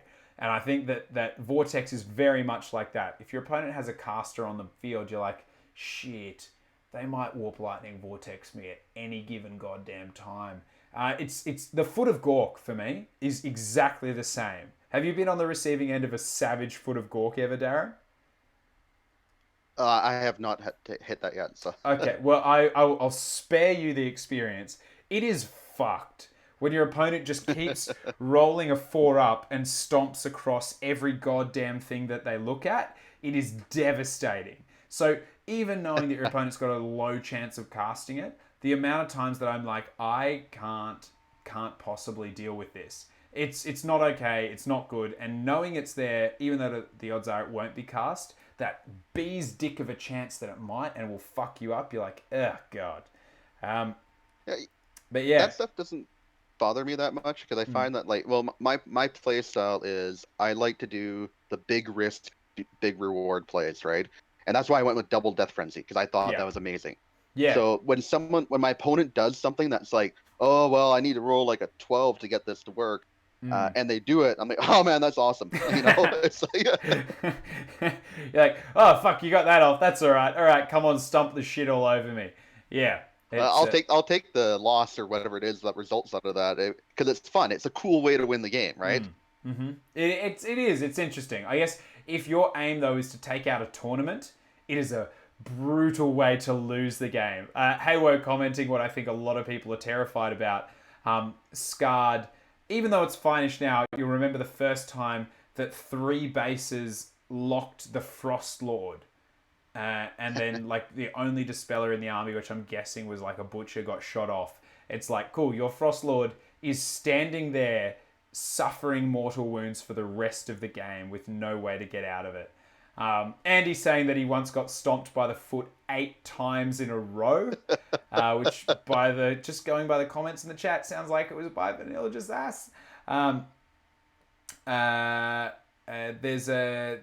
There's Gracie Rob, formerly Night Scribe, saying that if anyone wants to learn how to deal with Skaven, there is a Skaven video that the AoS coach Anthony does. So he's got a weekly show, which I would say everyone should check out on YouTube. It's awesome. He gets a lot of the great Australian crew in on there, and internationals as well. Dan Brewer is for my money, one of the finer Age of Sigmar players in the world. Plays Skaven. He's the person to know who to do. I'm gonna. Gorelord pointing out, have you ever been on the receiving end of an endless spell Gits list? Actually, yes. I played against Nathan of the English side of the Honest Wargamer. And Darren, I feel like you'll enjoy this. He had a Gits list that's entire purpose was turn 1 to cast every endless spell onto the board, right? And then create absolute chaos to which most armies can't recover, but his can. And I don't know if his list is still the same, but it was devastating. I snatched a victory from him in the final turn, and it was one of the hardest things I'd ever done. And Jesus Christ, that was just amazing. Being like, I have created the labyrinth. Only I know the secret to getting through the labyrinth. Enjoy the rest of this game. It was great. Have you ever had anything like that happen to you, or have you had? I have not. Mm-hmm. But what I've actually been thinking about, I've seen that 4 Vermin Lord with like endless spell list, and I would really, really want to give it a go. I just don't really want to buy 4 Vermin Lords. I've already got 3, and they're not the right ones. I wish there'd been a formation for all of the Vermin Lords. You know, like a council list with every Vermin Lord, because that would have just been just the fucking best. Because yeah, it was. It's cool. It's a shame that there's no Council of 13 list out there. I imagine it'd have to be narrative. But yeah, it would have been cool. That would have actually. Yeah, AoS Coach has been running a very heavy endless spell list, and you know the fun. It's fun for you. It is crazy making for your opponent. With Purple Sun, of course. 6 to 7 endless spell. Jesus Christ. Yeah, I don't want to have to go up against that. I'm a Dwarden player. We like maybe 1 endless spell at a time, just so that we can keep an eye on it and be like, you're not fucking around and causing any problems, are you? So yeah, that's those results. Looking there, anything you're particularly looking at doing with your Skaven in the future, Darren, or how are you going with them? I've taken a bit of a break from them at the moment. Because you're leading into Stormcast at the moment, aren't you? I am. I have that list that I've been trying to play at a tournament for a while, and I really, really like it. It's got the 6 Dracolines and the 3 Ballista in it, and Lord Ordo, all the classic Stormcast stuff. I love how it plays. Yeah. I'm going from like 160 model army down to a 33 model army, and it's awesome. Yeah, and I got to say as well, one of the things is there've been a lot of shooting lists we're seeing coming out recently, and I'm okay with it because this last kind of 12 months prior to the new one, it really wasn't the shooting meta. If we want to talk about it competitively, shooting wasn't a thing. It was there, but it was rarely super powerful. We're starting to see shooting come back.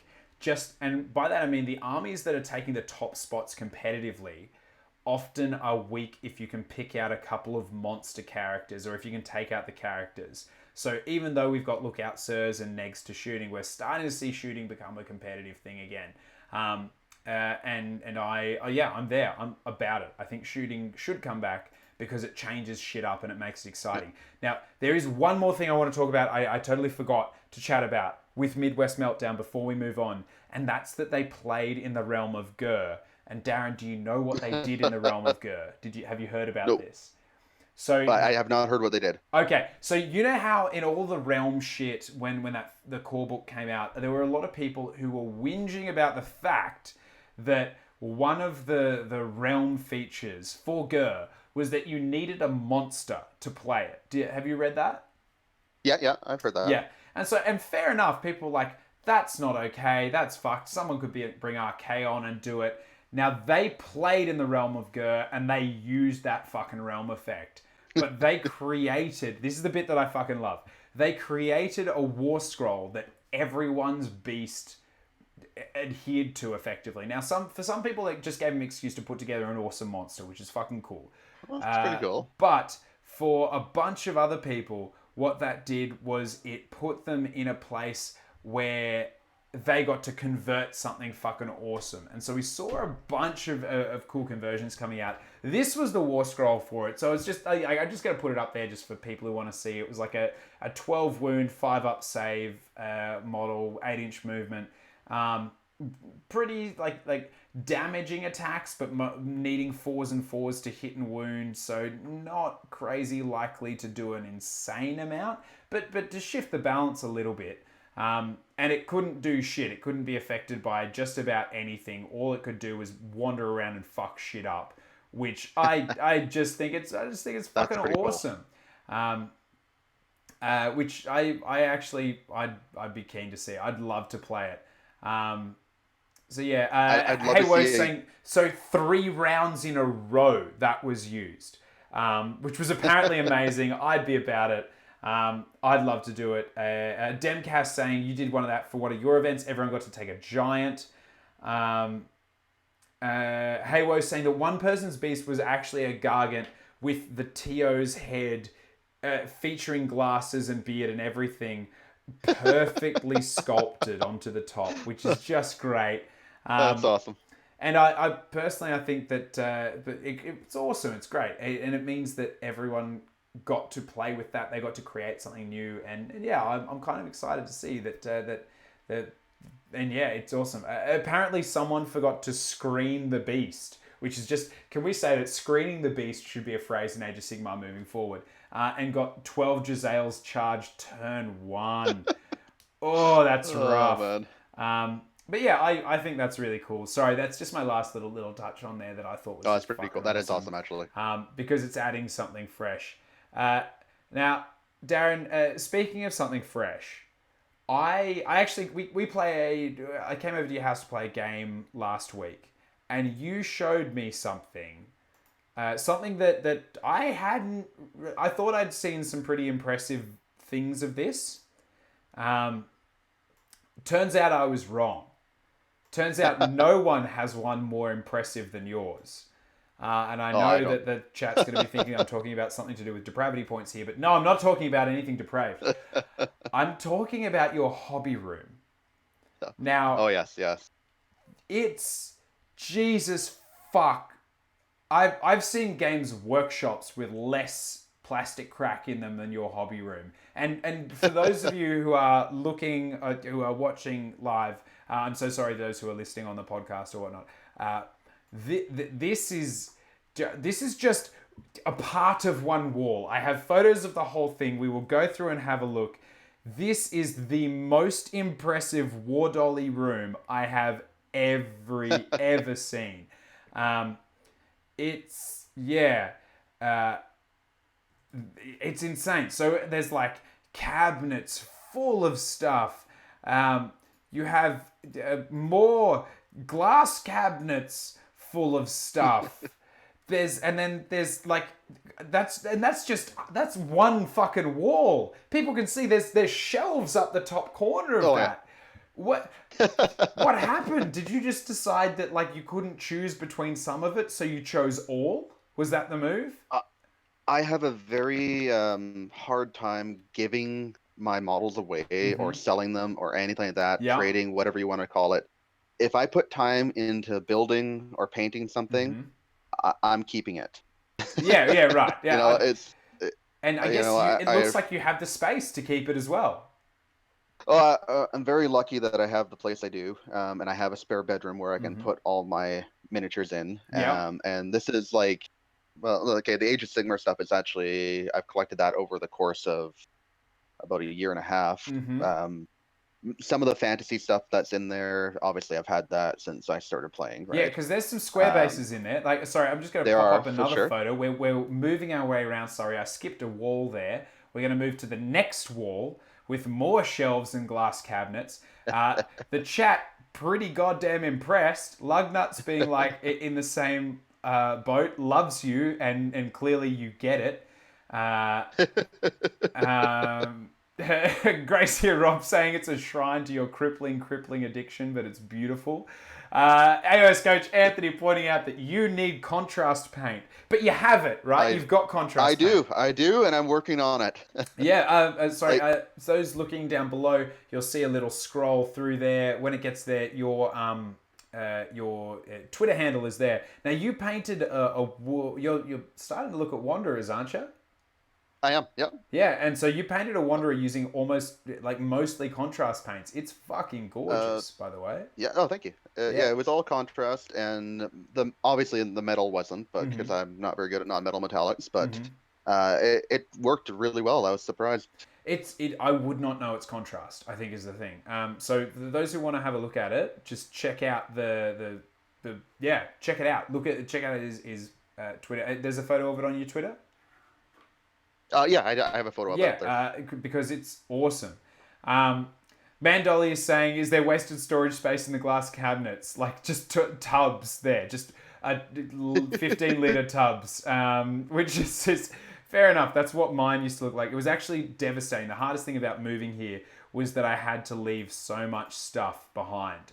And sorry, those who are watching along, we'll go to another one here, which features cabinet and then the unbuilt section, which is like a fucking store. I have seen like Games Workshop stock stores with less variety than you have. Like just like I mean, when I won't reveal obviously your address because you'd be your prime target. There'd be some like fucking plastic crack addicted jerks coming there trying to get their fix. I know I'm tempted. If I had a car, I'd be robbing you right now. Yeah, yeah, a bunch of people comparing you to their local store. Yeah, AOS coach just being like the absolutely flabbergasted. You have enough plastic there to possibly fund a cosmetic surgeon for the next millennia. Dad, have Yeah, a that's mate. Just if we talk about like weird flex, but okay, this is not a weird flex. This is just a hobby flex that I sit in absolute envy of. In fact, on Twitter, just fucking share your hobby like room. Mine is a small drawer because I had to move over here. I have a very, very tiny. My budgie smugglers are not packing much, but yours is just the most righteous. It's insane. Oh yeah, and for those looking at Twitter, it's up on the screen at the moment. At PG Nemesis. Nemesis. I'll never pronounce that right because I'm terrible at it. 301. But yeah, so thank God you've got the contrast paints because by the looks of things, you need them. yeah. I definitely do. I have an airbrush too, which helps a lot. So that's Yeah, kind of airbrushes are a thing of beauty that we need. Oh yeah, sorry, I've got there's Oh, that other photo you sent me just so that those who are watching along can see your stock, your personal little hobby shop, just in case you ever want to dip into anything. But yeah, so looking at all of this, all I see is just a righteous amount of some awesome hobby there, which I envy so hard. I had to sacrifice a lot when I moved from my home to a different city in Australia, and then moving over to Canada. It was like one box and a couple little bits and pieces. So yeah, it's real sad leaving it behind. So obviously this isn't all Age of Sigmar though. There's a bit of 40k. no. There's some Kill Team. There's a War Machine in there as well. There's a number of different bits and pieces. And that's what I fucking love. I love that there's so many different games to look at in here. It's fucking awesome. Do you have any okay, looking at all of it, personal favorites? It's, I can't really pick anything in particular that I Mm-hmm. really love. My Skaven Vermin Lords Those are my favorites that I like the most that I've painted up so far. They're just wonderful models too. Like, let's be honest, the Uh, Vermin Lord like oh yeah, sculpts are awesome. One they kit were providing so that much, fun, yeah. and it was the first model I actually tried using like the water effects on, Mm-hmm. and I was so happy with how the effect came out. Mm. It was a complete gamble when I got it ready for Wet Coast, but it was just like, Yeah, I was so happy with it that it actually worked. yeah, it's sexy. Nothing better than when you try something new and it actually works for you. Mm. Yeah. Sorry. I'd just say, AOS coach, mate. Because when I left, I gave away a bunch of stuff and begged, borrowed, and sold just about everything, mate. As long as you put anything I gave you to good use, then I'm happy that it went to a good place. It's like giving it to some small orphans. Just that we spread the hobby love like a bad disease. Yeah. I guess like. Going back to, we were talking about tournaments and stuff like that a little while ago. Now, obviously, there's one coming up that I am desperately trying to get to because last minute, where I was told that I would have the time off to go to that tournament, I was informed that that wasn't the case, and I'm pushing shit uphill to try and make it happen so that I can. There is an awesome event at Bellevue down south of the Canadian border, very tippity top north of the American border, which is called T-Shift, coming up this weekend. Now, I'm hoping I can get to it. I'm crossing fingers, toes, and every other appendage I have. But you're heading to it. Now, I guess I am. the reason what I want to ask you is not so much about lists, not so much about armies or anything like that. What are there any major differences that you notice from 10 years press ganging and being a War Machine aficionado coming into Age of Sigmar? What are the major differences? Well, there's a lot, and I guess the biggest one is that an Age of Sigmar tournament is not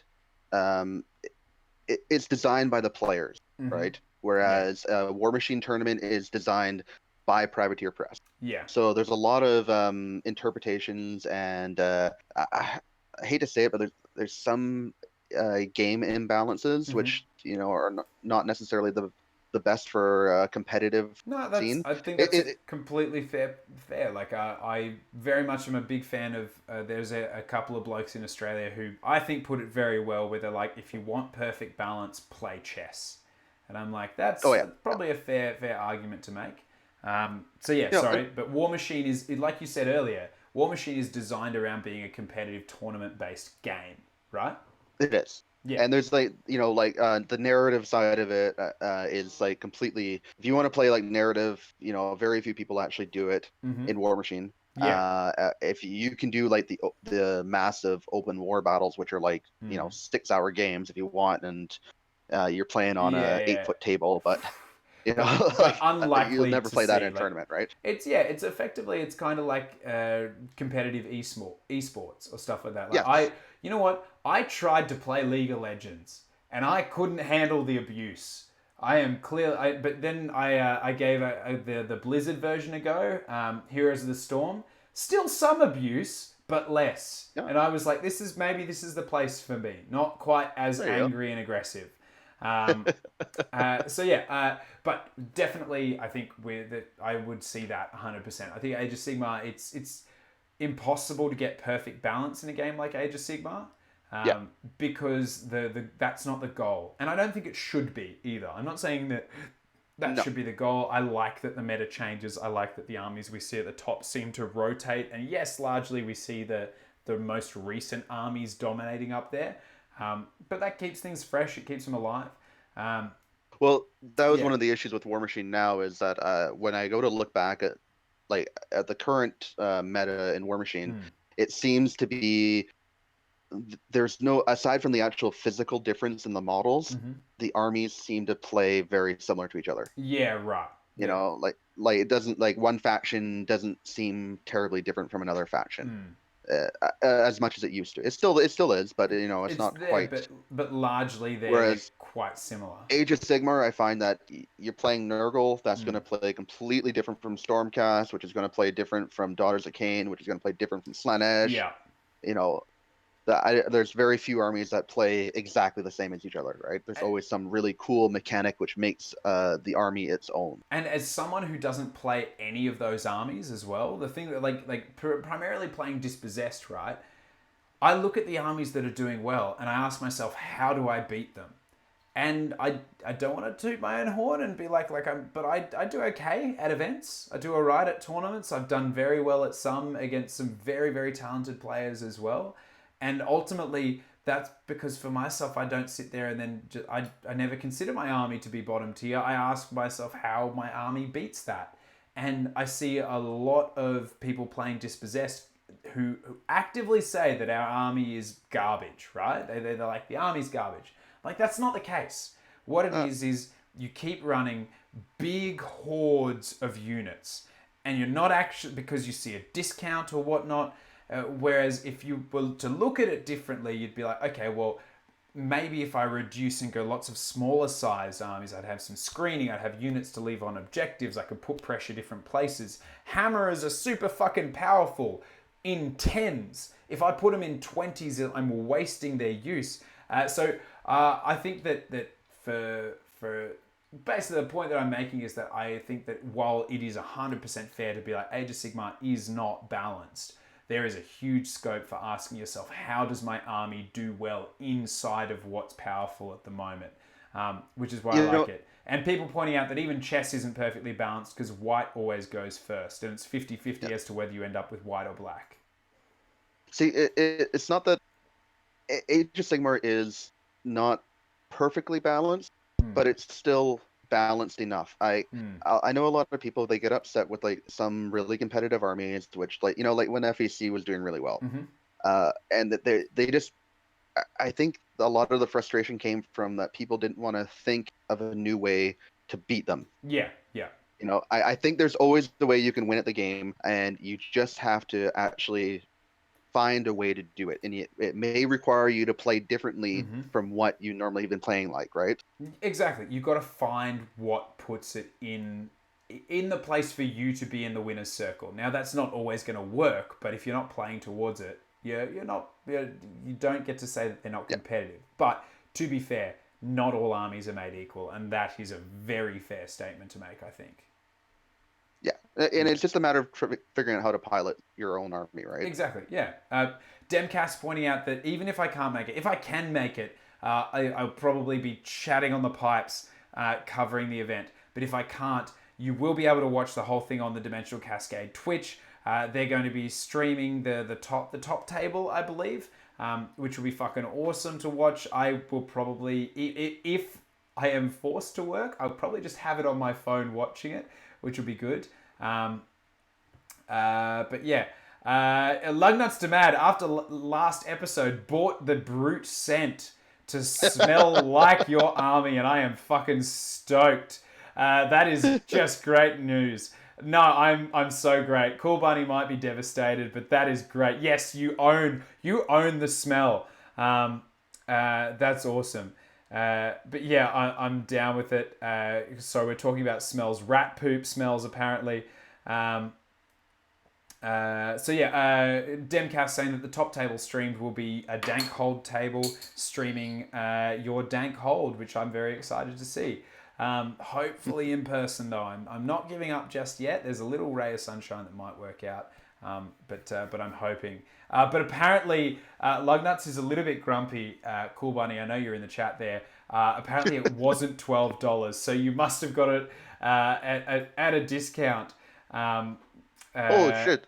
But you know what, Lugnuts? Given how much that we spend on our goddamn hobby, I think if you have to spend even $38 on a fragrance to smell like your army, it's money well spent. Personally, I'm just going to roll around in a bunch of dirt and soot. And that's how I will plan on smelling like Dispossessed. Also, tears. And Demcast actually. Oh, don't you have that gnome scent? Oh, fuck off. No, garden gnome. Eat a sack of dicks. We are not halflings. Demcast also pointing out the mats that are wicked that he makes will be there for people to take home. So I would 100% have a look at those because they are just I talk about them a lot because they're amazing. They are just the most awesome mats.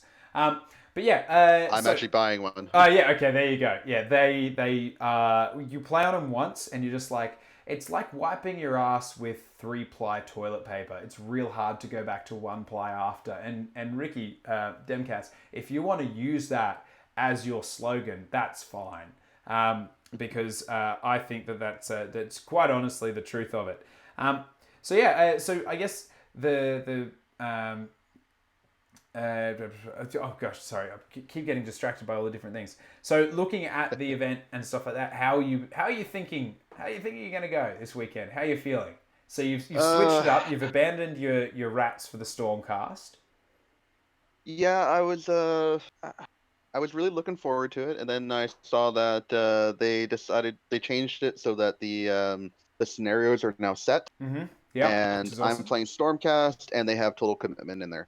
So I'm not too keen on that one. Okay, but yeah, here's the thing though, right?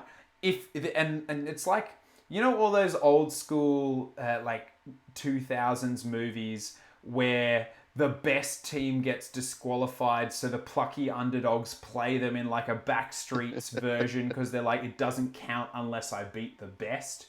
That's it, right? For Stormcast and total commitment. If Stormcast can't win on total commitment, you don't deserve the win, because that way you can be like, I played in my worst scenario and I still took away the win. That's what you deserve. So yeah. Dr. Vulcan dropping some bits for the beer fund. I finished my beer for today, but I've got I found some friends left some nude vodka soda in the fridge, so I'll drink that, but I'll 100% spend the beer fund on buying beer for next week's show, and I will drink that there. Thank you very much, Dr. Vulcan. I don't even know what fucking flavor this is. It's gluten-free. Oh, it's unsweetened, and it's peach. It's peach vodka soda. So cheers, everybody. This is what I'm reduced to. An alcoholic, broken man drinking peach fucking flavored, unsweetened vodka. Jesus Christ. Speaking of drinks here, if Cool Bunny is listening, I could use another beer. Ah, Hint, hint. okay. Is that you asking someone in another room to bring you more beer? I am about this. Can we please have? It's like a water boy in fucking tennis, just like running you what you need. Princess Wigglebottom. If I'm here this weekend, we should play best 2 out of 3. No, it's because I have to work, which is potentially why I'm fucking going to be stuck here, which I'm devastated about. But I am trying still to get out of it. I got told I could have it off, and then apparently that didn't ever happen. But that's okay. So I played 3 different Iron Jaws. Get the full experience. Yeah. Haywo pointing out that it's gluten-free unsweet. It is gluten-free. How the fuck alcohol could have gluten in it though? Like, that's just some advertising bullshit right there. Thank you. Resta Tardy's saying, I just heard that open as well. That's good. There we go. Cheers to you, beautiful man. Cheers. Retio Santi, I'm never going to get your name right. It's okay. We can move on. Asking if I'm a freshman in college. I'm not, but I'm feeling fresh, drinking this delicious peach thing. It's also fun free. It is also fun free, which is fair. Dr. Vulcan stoked, looking forward to the Free Cities Battle Tome, which I am also equally excited about. That. Oh, same here. Yeah, I just cannot fucking wait. Free Cities, baby. Just very excited to see you.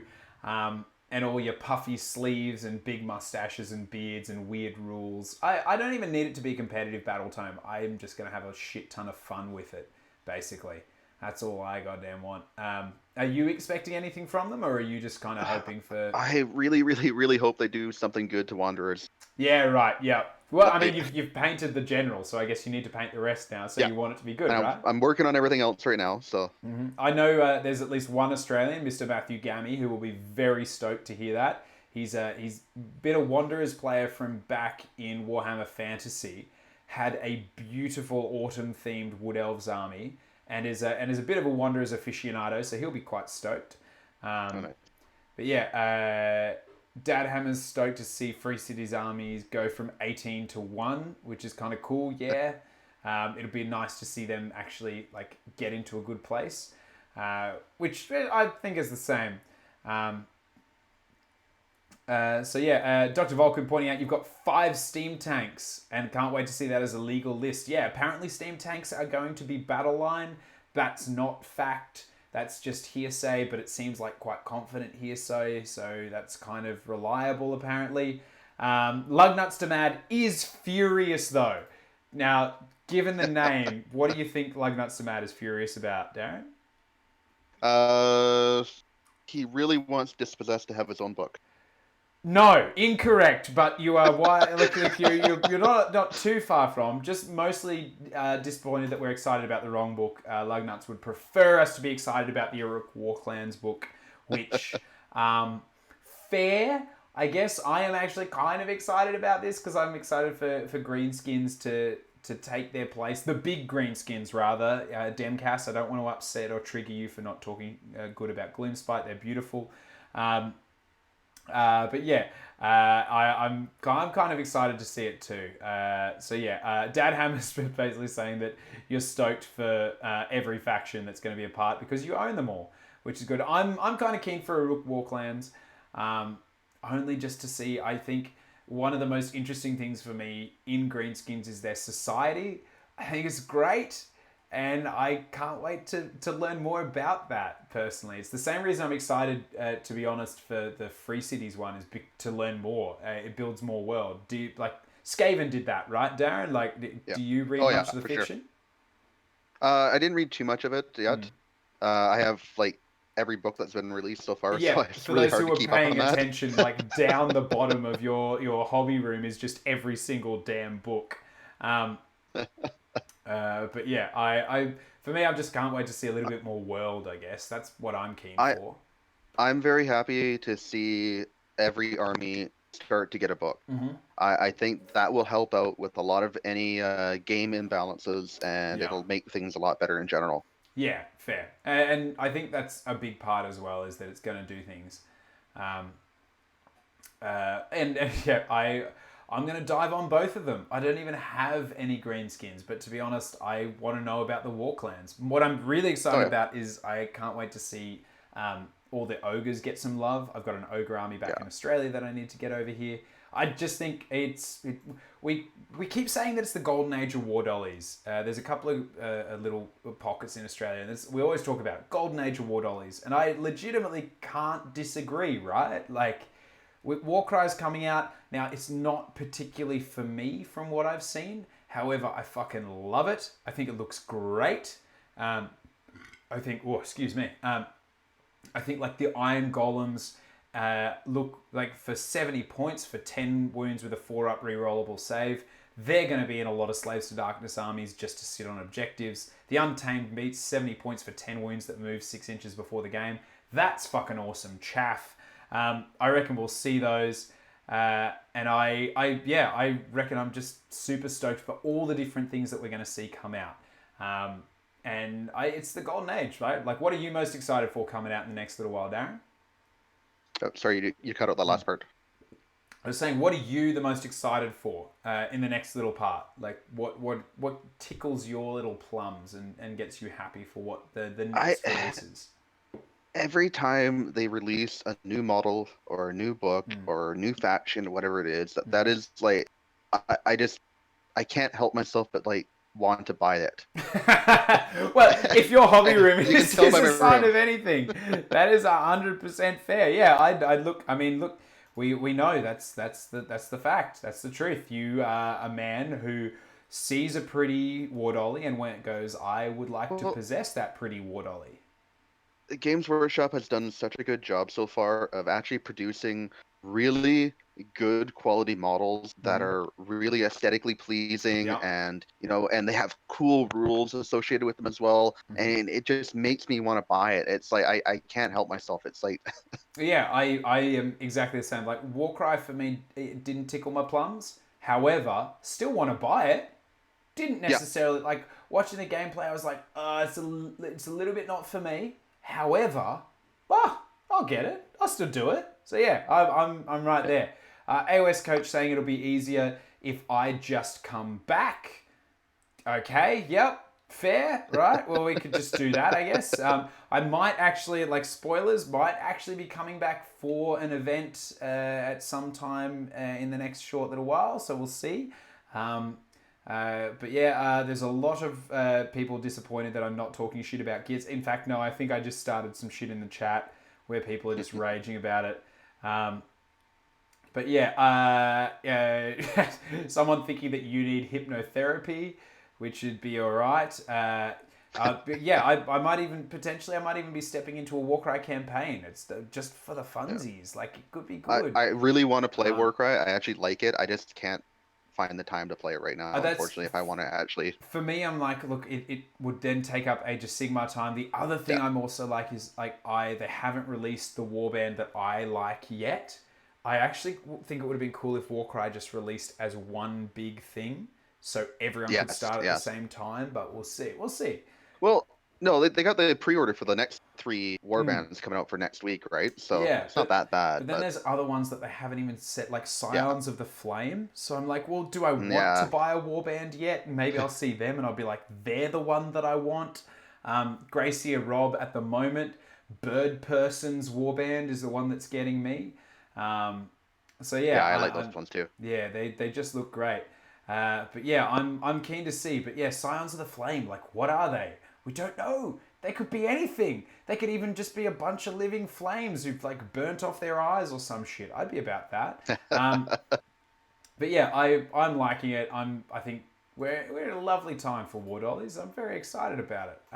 But yeah, so look, we'll probably Jesus. It's about time to wrap up. I've already kept you for a couple of hours. Thank you for joining me for a couple of hours. But Oh, thanks for having me. look, is there any? I always like to finish with just like unashamed plugs. So like, do you have anything that you want to plug? Anything you want to throw out there? Anything you're going to that you'd like to see people at? Yeah, well, I have 3 tournaments coming up here, and I've been trying to hit as many tournaments as I can in the Yep. local area. Yep. The first one coming up is T-Shift next weekend, which I hope you can come out to. Yeah, I am. So hopefully I'll see some of these guys down there too, Yeah, I think there's a number of people in the chat who are making it to T Shift as well. I'm which will myself. be awesome. I'm still a question mark, but I am. I haven't given up hope just yet. There was a little glimmer of sunshine today, so we'll see if there's That's always some good. happiness there. And then we have Attack X coming up on September 13th. That's in Yeah. Kamloops. Yep, which is And wonderfully named. People give Australian cities like shit for having like fun, ridiculous names. Kamloops is a great. It's like KAMLOOPS, right? Like the name of the place sounds like a breakfast cereal, and I like that.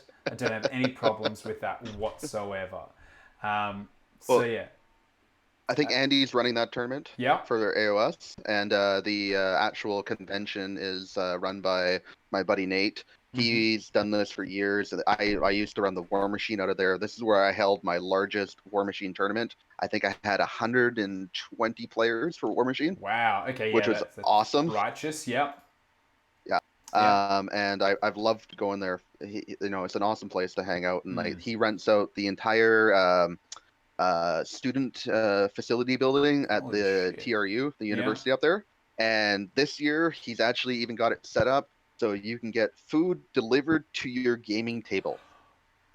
What? Sorry. Yes. So I can order food and have it brought to my table. You can. You go to the bar. You tell them, I would like to order a burger, please. They give you a little card or whatever it is. You put it on your gaming table while you're playing your game. They will bring you your food while you're playing your game. Okay, wait, I have one more very important question. Yes. Can I do this with alcohol?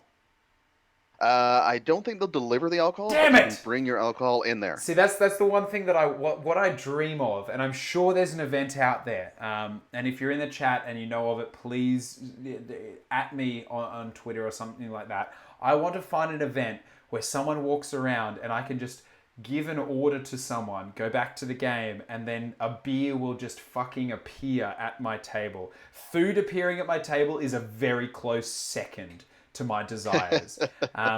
But that's actually amazing. Yeah, it's actually he's worked really hard to get this set up, which is great. I'm good buddies with him, so I was chatting about the events and how they're coming along. and he's telling me all these really cool things and all these ideas he comes up with. Like it's Yeah. a big event for Kamloops, and every penny he makes from it, he puts it back into the event, and just to make it better next year, And which is that's the great. sign of So, an amazing event organizer as well. And you notice like oh most yeah, TOs, like so Clint, who runs the biggest Age of Sigmar event in Australia. I think it was the biggest in the world, or it might not be the biggest in the world anymore. CanCon. Uh, he's already doing terrain for the CanCon event that is in January next year. So January oh well, 2020, he is already building terrain for it because of effectively it's doubled in size up to I think it was 200, 220 booked players this year, and he's already building terrain because he's just anticipating how big it'll get. And that is wow. exactly the same, right? It's the sign of an event organizer or a TO who just loves it. I know AoS coach Anthony is exactly the same. Just puts so much love, attention, and work into his events. And You that's know what? Those fun. are the Yeah. best events. They are, right? It's because the love comes not only from the players, but also from the TO, and you get out of it what you put in, which is just fucking awesome. Lugnut's to Mad saying, you'll bring beer if I fight you. So wait, if I fight you, will you then bring me beer for the rest of the tournament? That would be the big one, I think. AOS coach correcting me, it is still the biggest. CanCon's still the biggest individual singles Age of Sigmar event in the world. Which is awesome. But yeah, it went from 55 to 110 to 220, which is Oh well. huge. Demcast and Lugnuts still raging shit about which greenskins are best, I believe, Gits or whatnot. Gracie Rob needing to go out and exercise, which is fair. I probably should have done that before punching a beer and then this, whatever the fuck this is, but that's okay. Lovely to see you. Take it easy. We should wrap it up because it's been a couple of hours. People have dinners to get to and whatnot. But yeah, any last things you want to leave us with, Darren? Anything before? Well, I obviously have one ridiculous question that I always finish every show with because you must answer a ridiculous question. All right. But what? Basically, like, do you have anything last that you want to finish on before we get there? No, just like the other event that I was going to, that I want to Oh yeah, mention was that's right. Kippers Yep. as well. That was at Nanaimo. Oh, of That's course. also a Yes, really fun Kippers one to go Malay, to. which is on Yep. Vancouver Island. Yeah, one of the best things about that event Mm-hmm. is that they have a trophy for the best drinker. Amazing. I'm not going to win it because I'm not the best drinker. I'm just an enthusiastic drinker. Oh, But well, no. The guy that won last year, hmm. he built a wizard staff out of beer can that he drank. Okay, well, I can definitely do that. So yeah, I guess so. Demcast saying that that they're going to see everyone at the T-shift coverage, if not before, which would be lovely. I'm hoping that I'll see you there as well. But yeah, okay. So we obviously have a ridiculous question that we Okay. have to go with. And this, just like every week, this also goes out to the chat. So if you're in the chat and you would like to be, like to share your answer. Now, I recently watched The Fly, the old school horror movie featuring Mr. Jeff Goldblum, where he basically like splices his DNA with a fly and turns up into a totally fucked up fly monster by the end. Have you ever seen it, Darren? I have seen that one a few times. Okay, so this is what I'm putting it to you. So at some point, you're in the worlds, the realms of Age of Sigmar. You get yourself spliced with something with the monster keyword. Now, this is the thing. It's got to be something with the monster keyword. What monster do you accidentally splice yourself with, and why? Now, remember, it's not going to turn you into that monster. It's going to turn you into some kind of weird pseudo like human monster hybrid. Which one is it and why? Now, we'll also throw this obviously open to the chat as well. Myself, because I obviously thought about this while I was watching the movie, and I was sitting there and I was like, you know what? A fucking shark. Like, the 100% the Alloplexes, only because I loved street sharks. And I'm like, shit, yeah. Like, I could be a weird anthropomorphic man shark It's currently Shark Week apparently here, which I didn't know was a thing. Like I'd heard people sing about it in songs like Macklemore and stuff and joke about it. Shark Week's a thing, right? American viewers, it's a thing. Yeah. Yeah. It's just every week in Australia. We are aware that sharks exist 24/7. Not because we're scared about them, because they take a surfer just about every week. It's fine. My brother's a surfer, and he often says, like, if he gets taken by a shark, he's like, well, I was in his house, and if he decides to bite me, that's fine. So I would say an Alaplex. I'd be a man shark, is what I would do. Darren, what are you thinking? Do you have anything? I would probably go with the Dreadsorian. Sorry, I shouldn't have taken a drink before that. That was a terrible decision. A Dreadsaurian. That'd be amazing. I think a Dreadsaurian would be amazing. Yeah, and well, I mean, you only recently got the monster keyword as well. I remember a bunch of very dodgy players who, in the previous edition, would like put it in cover and be like, "Yeah, it's not a monster." So it's the biggest model in all of Age of Sigmar, and it gets cover because it's not technically a monster. And I would be like, "You are a fuckhead, sir." But also, like, I guess if you're going to turn into something, you may as well be the biggest and the best, right? Oh, of course. Why not, right? Damn right. You'd be like a big T-Rex, right? Yeah. Any other reasons, or just because you want to be the biggest of the biggest T-Rexes? I like dinosaurs, and I think that being a half T-Rex, half person would be awesome. That's true, except for the tiny arms. Although you might have regular people-sized arms as well, I guess. Yeah, it is a hybrid, right? But That's it could be true. like, what's this that cartoon? Denver, the Last Dinosaur. Oh yeah, totally. Yeah. Yeah. Okay, I can see that. Like wear a Hawaiian shirt and sunglasses and skateboard, all that fun stuff. Yeah, a skateboarding dinosaur. I can see that. Yeah, I mean, you need a skateboard with a very high structural integrity, but that's fine. Retisanti and Cool Bunny pretty much simultaneously saying Marathi. Like, and that's got to be Monster Marathi. So you're getting like no legs, snake hair. That's okay. Yep. Cool. Rerolling Ones wants to be the Lamassu for that beard. Yes. The only monster with a big, disgusting beard. Lugnuts just wants to be apparently just wants to be spliced with an orc. And I'm not entirely convinced you're not already spliced with an orc, so we might already be there. You don't smell like one though, right? Yeah, that's exactly right. I mean, like, then you could actually have the brute. legit... And the teeth as well. I think that's the thing. Orcs need to have that teeth thing going on. But yeah, oh gosh, there's a mangler. Demcast saying wants to be spliced with a mangler, which would be you'd be a large toothy testicle, which is kind of cool. But yeah, well, there's a lot of love thrown that way for, obviously, but a Leviathan. Rob wants to be spliced with a Leviathan. Okay. Oh yeah, because you'd technically be like Spike from the Ninja Turtles, which I can see. Yeah. Yeah. But the only problem would be if you didn't have feet, right? Like, you don't get to decide what parts of you turn into what. Potentially your feet could turn into flippers and then you're in trouble. Yeah, but then you can fly. Oh, that's true, because they can magically fly in the ether sea. Yep. That's true. So yeah, that'd be kind of cool. I'm a couple of people just saying that they're excited for the weekend. I'm excited for the weekend. That's why I'm still pushing to be able to come, because I would really like to be there. And I technically have never been to America. So it would actually be my first time in America. I don't know. Will I buy a gun? I definitely won't buy a Kinder Surprise. Who knows? But yeah, I'm kind of keen to see how it goes. Lugnuts wants to be spliced with a rogue idol and be Park Rock, which is pretty much a lovely place to end that as well, which I think is right. So yeah, Darren, thank you very much for joining me. It's been absolutely lovely having you. What are your hobby plans in the future? Working on anything next?